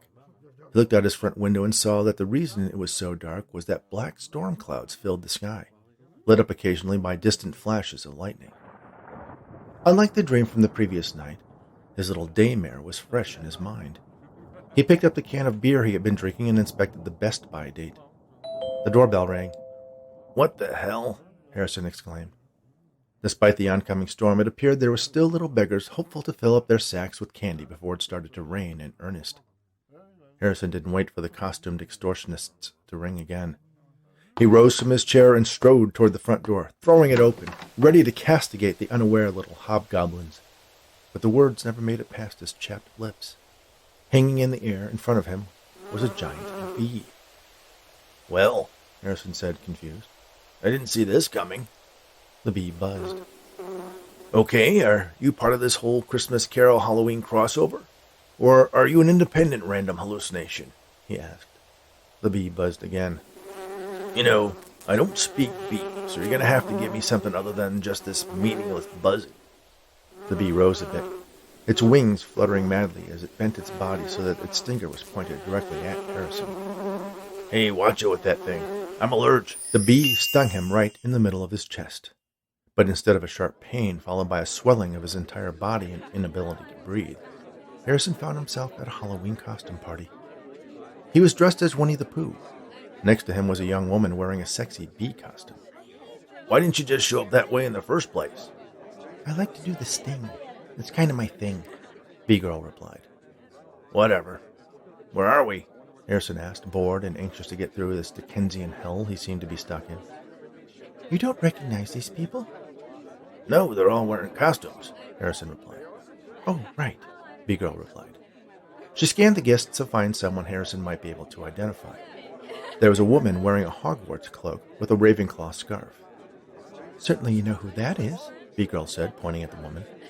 Harrison followed her finger toward the Harry Potter fan. Laura, he said. She works at my office. Well, my old office. I'm retired now. I know, Bee Girl said. If you hadn't taken that early retirement package, you would be at this party right now. I don't think so. I don't do parties. Well, if you were the boss, you kind of would have to be. Boss? Yes. Laura took your job when you left, then was promoted to branch manager the following year. Huh, Harrison said. Because she participates in the company culture, attends branch outings, remembers people's birthdays. Yeah, that sounds like Laura. Nice to see she made manager. She always talked about that, whether you wanted her to or not. Bee Girl looked at Harrison. Aren't you filled with regret that your dislike for Halloween ultimately led to you not fulfilling your true potential? Harrison shrugged. Not really. I'm not a people person. I was able to parlay that payout they gave me into a fixed annuity. Got a pretty sweet deal. B-Girl sighed, frustrated. Seriously? No lesson learned here at all? Harrison shook his head. He spied a platter of stuffed dates on a nearby table. Ooh, I love those, he said, reaching for the hors d'oeuvres. His hand passed right through them. Great. Now it works the way it's supposed to. You know, you don't deserve this chance to change your life, B-Girl said. Never asked for it, Harrison replied. Are we done here? B-Girl transformed back into a giant flying bee and jammed her stinger into his chest. Harrison awoke in his easy chair. He rubbed at his chest where he could still feel the sting of his most recent visitor. Ah, geez, whatever happened to the ghosts who were just sheets with 2 eye holes? He wondered aloud. The doorbell rang. Harrison rolled up out of his chair and shuffled toward the door. Coming, he said. Keep your pants on, or whatever it is you're wearing. He opened the door. Standing on the porch as it started to rain was a man in a Batman costume. Well, not really an official Batman suit. It was obviously some unlicensed ripoff. Harrison Hartigan, he said in an imitation of Christian Bale's version of a superhero. I am the spirit of Halloween yet to come. Right, got it, Harrison said. Let me save you some time. No matter what you show me, I'm not going to embrace Halloween. I just don't like it. I don't like the themes, the excuses for kids who extort their neighbors for candy, adults who use it as an opportunity to wear wildly inappropriate or sexualized costumes. I just don't get it. Never will. Don't want to. So, thanks for the effort, but I'm going to go back to my chair and watch C-SPAN. He closed the door on the dime store superhero and turned around to head back to his chair. The doorbell rang again. He opened the door. Listen, really, you can stop with the whole... But there was no one there to talk to. The ghost had disappeared. Harrison leaned out to peek up and down the street, but the spirit of Halloween yet to come had gone. Lightning lit up the horizon, and a clap of thunder rolled in a second later. I'm never drinking your old beer again, Harrison promised himself. Then there was a sound that was wholly unexpected. Boo! Said a small voice from below. The shout surprised Harrison. He looked down and saw a small child in a classic ghost costume, simply a sheet with 2 eye holes cut into it. The old man stumbled backwards, tripping over the area rug at his feet just inside the door, and fell heavily, banging his head on the corner of the small table where he kept his keys and unopened mail. The impact indented his skull deeply, and turned his head in such a way as to twist his neck in just the right way to snap his spinal cord, killing him instantly. It took a moment for Harrison to realize what he was looking at. He looked so unnatural with his body facing one way and his head another. But there was his dead body, laying lifeless at his feet. That's what I came here to warn you about, the fake Batman said. Harrison looked over and saw the ghost standing next to him. If you had just let me finish. Yeah, well, I was always stubborn like that. Tell me about it, the ghost Batman said. The young kid in the ghost costume walked tentatively up to Harrison's body. Are you all right, mister? He asked. No, kid, can't you see my head is halfway twisted off? Harrison replied. The child evidently heard him, because he ran out of the house screaming and kept on running down the street until he was out of sight. I didn't think you would be able to hear me, Harrison said to Ghost Batman. You shouldn't have. Things have been wonky all night, though, the ghost explained. Well, what's next? You know, the afterlife. It's not too bad if you can find something to do. Any recommendations? Harrison asked. Well, there is an opening if you're interested. Our Ghost of Halloween Present quit tonight.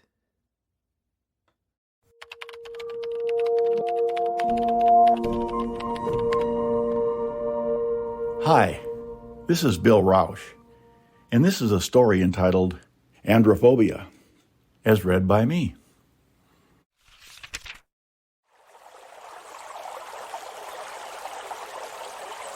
I was playing out in the woods with my friend.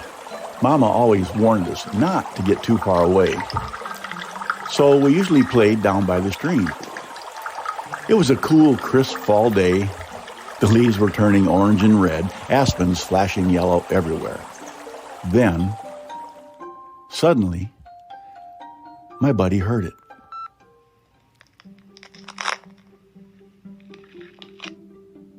What? What was that? We turned our heads, straining to hear. I didn't hear anything. Probably your imagination again, I scoffed. But then, Then we heard it again, both of us this time.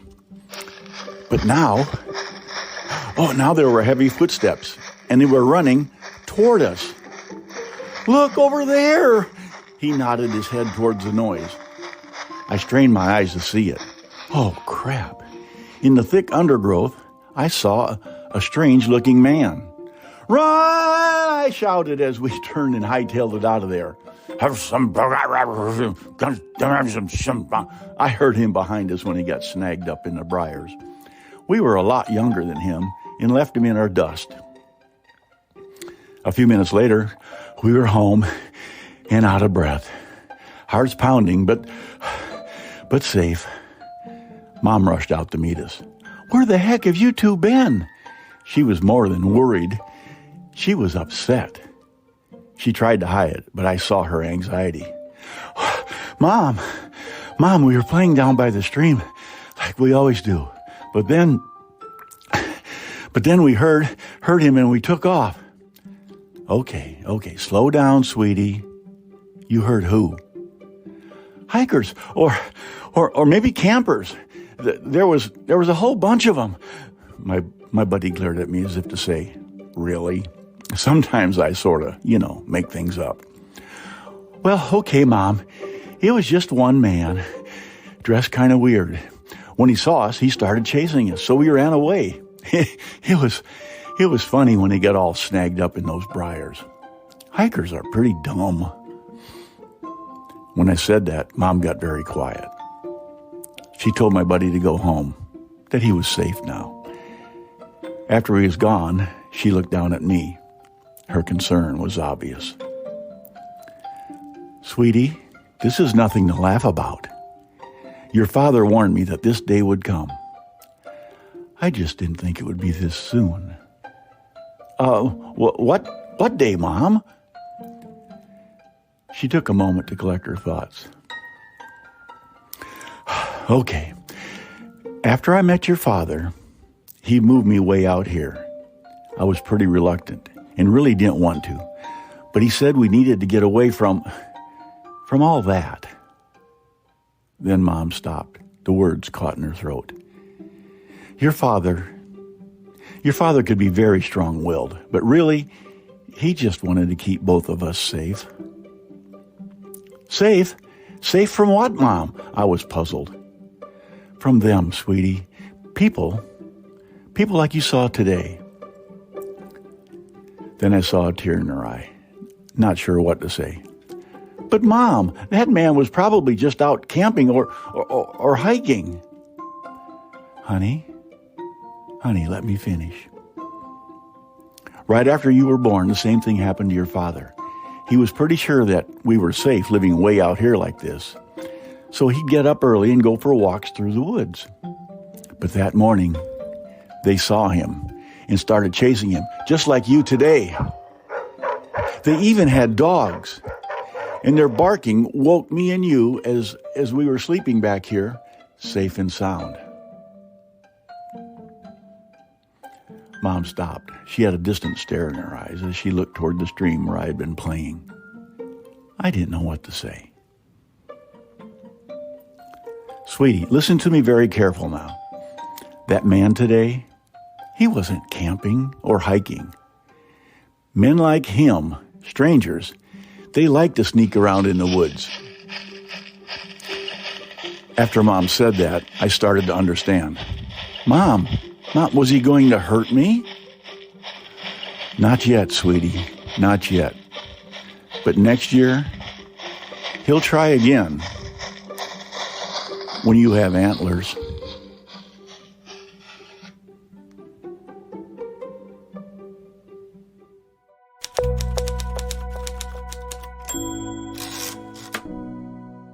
Hi, I'm Paul Camerata, and this is Spinning the Globe, as read by me.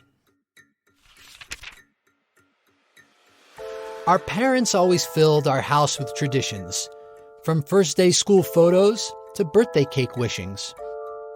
Easter egg hunting, Super Bowl gatherings, July 4th bunting, Dad's New Year's toast blatherings. Among all of it, Christmas came with the most. An elf on the shelf, those chestnuts to roast. stockings and trimmings, caroling, punch. For my sister with a Christmas Eve birthday, a brunch.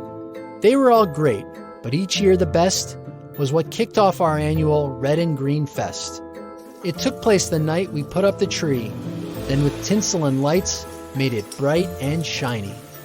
We added the ornaments, bells, candy canes, wooden nutcrackers, cool metal trains. Then those gorgeous glass globes, too many to count. From the trunk to the star, an amazing amount. Mom loved them so, they were her cherished prize. It was tradition just seeing how they glimmered her eyes. All but one, every year, the last left in the box. Spotting it, Mom's eyes and smile thinned like a fox. We all sat to watch, Dad included, knowing Christmas couldn't start till this moment concluded. Mom removing the final gorgeous glass globe and carefully lifting it beside her earlobe. She made like her fave, Doc Gooden on the hill, kicked her leg high and fired a pill. In our open brick hearth, where shattering mixed with flames made us cheer as if Doc just tossed a perfect game. Now Christmas time's back, to us exclaimed my mother, and we've broken one globe, let us not break another. In this family, everyone's a bit different from the rest, but no one in our house disputes which tradition's best.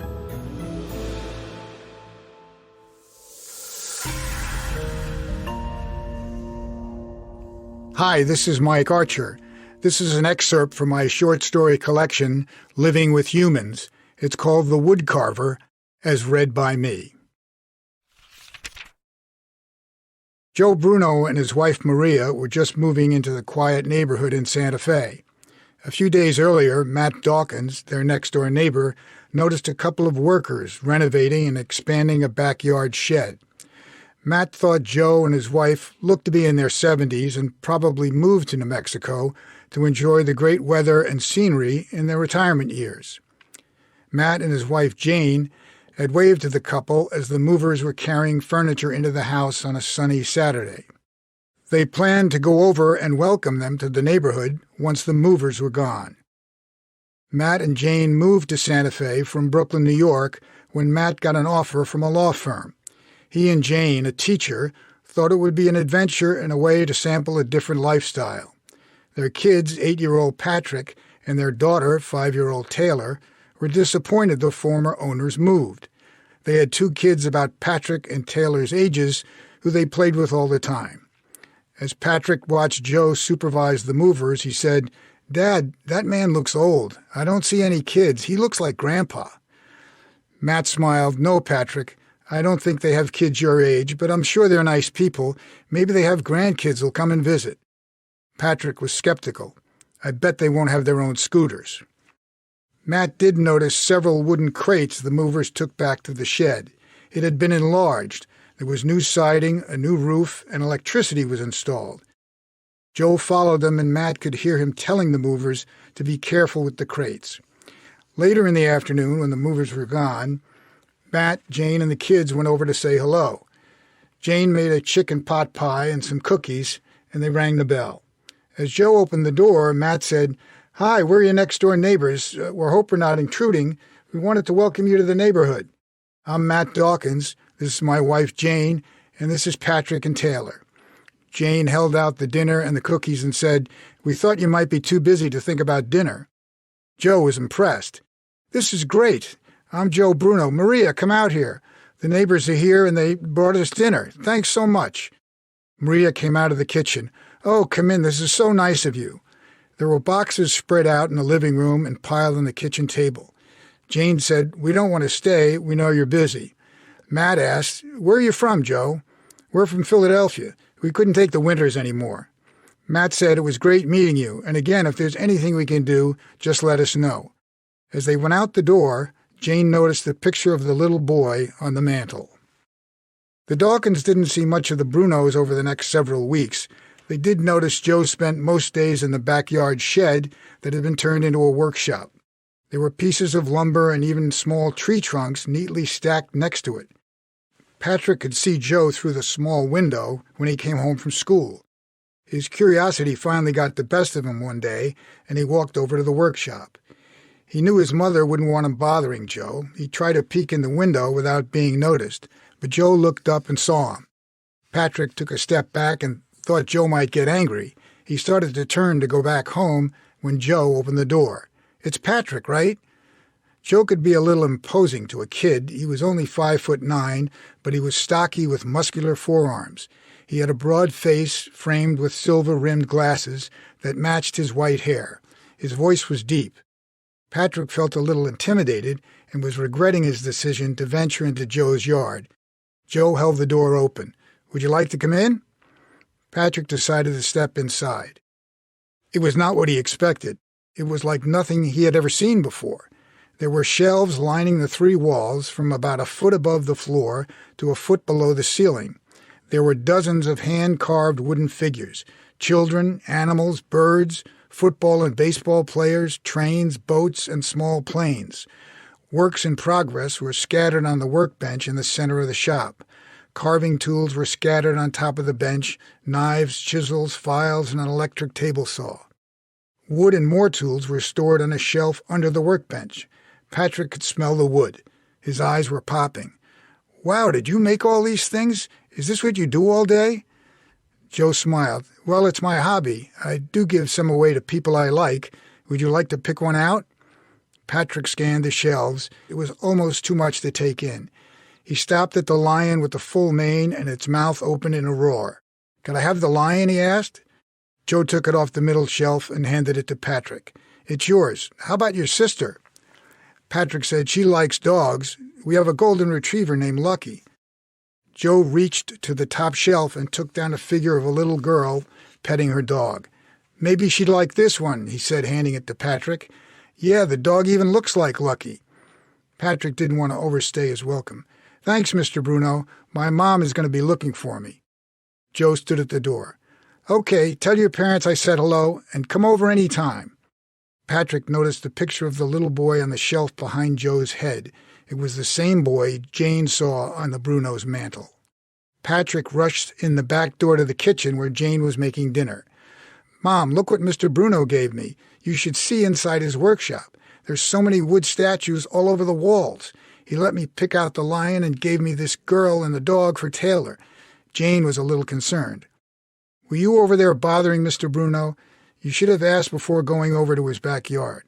Patrick tried to explain. "I was just looking in the window, and he saw me and asked me to come inside the workshop. He was really friendly." Jane didn't want to overreact. "Okay, but next time you ask me about going over there and disturbing Mr. Bruno." Matt came home a short time later, and Patrick told him all about his visit to Mr. Bruno over dinner. "Dad, there were so many wood statues all over the walls." Matt said, "That was very nice of Mr. Bruno, but I don't want you bothering him or accepting any more gifts. One is enough." When dinner was over, the kids went to the family room to watch television. Matt and Jane were cleaning up the dishes. As he wiped off the counter, Matt said, "I should go over there and thank Joe for being so nice to Patrick. I haven't seen much of him since they moved in." Jane thought for a second. "I haven't seen Maria either. When she returned the dishes I brought over for dinner, she left them on the front porch with a thank you note. She dropped them off when she knew I'd be at school. Maybe they're just shy or like to keep to themselves." Later, Matt saw the light on in Joe's workshop and walked over to thank him. Like Patrick, Matt was amazed by all the wooden figures. "Joe, this is quite a collection. Do you sell these?" "Oh, no, it's just a hobby. I give them away at toy drives, kids in homeless shelters, nursery schools. I try to make them unique. Every kid should have a special toy that no one else has." Matt wondered if Joe had children or grandchildren of his own. He then noticed the picture of the little boy on the shelf behind Joe. "Who's that little guy? Is he your grandson?" Joe turned around slightly. "That's our son. He died many years ago." There was a distinct change in Joe's expression. A sadness seemed to come over him. Matt immediately regretted asking. He felt as if he was prying. "Oh, Joe, I'm sorry." Joe wanted to change the subject. Thank you. Listen, Patrick is welcome here any time. I love the company." Matt turned toward the door. "That's very nice of you. We just don't want him to be a bother." Joe shook his head and said, "He's no bother." When Matt returned home, Jane was upstairs getting the kids ready for bed. He went up to read a story. They each had their own room, but they did the bedtime story in Taylor's room. She had the figure of the little girl with the dog on her nightstand. "Daddy, doesn't the dog look like Lucky?" Matt smiled. "And the girl looks just like you." After the story, Matt tugged Taylor in and walked Patrick across the hall to his room. "Dad, did you see Mr. Bruno's workshop?" Matt pulled the covers up on Patrick. "Yes, I did. It's a really cool collection." Patrick asked, "Is it okay if I go over again? Mr. Bruno said I could." "Okay, but don't be a pest, and ask Mom before you go over." "I will." "Good night, Dad." Matt bent down and kissed Patrick's forehead. "Good night, son." When Matt came downstairs, Jane was sitting at the kitchen table going over her class's test papers. Matt said, "Our neighbor seems like a nice guy, and he's quite a wood carver, but I think I made him uncomfortable asking about a picture of a little boy on one of the shelves. I asked if he was his grandson. He suddenly got a sad look on his face and said the boy was his son who had died a long time ago." Jane remembered. "I saw a picture of a little boy on their mantel when we went over with the dinner. I thought it was a little strange that the picture was one of the first things they put up in the middle of all the boxes and unpacking. I wonder what happened and if they had any other children." Matt said, "Well, I know he has a soft spot for kids. He gives all those figures away to toy drives, kids in homeless shelters, and even nursery schools." "Really?" Jane was impressed. "Maybe Santa Claus has moved into the neighborhood." Did Santa Claus move into the neighborhood? Well, you'll have to read Mike Archer's book, Living with Humans, to find out. Check the episode description for more info. And if you like the show, tell a friend about it. Thanks for sticking around to the end of our second annual Readers Roundup, and we'll see you soon in Season 3.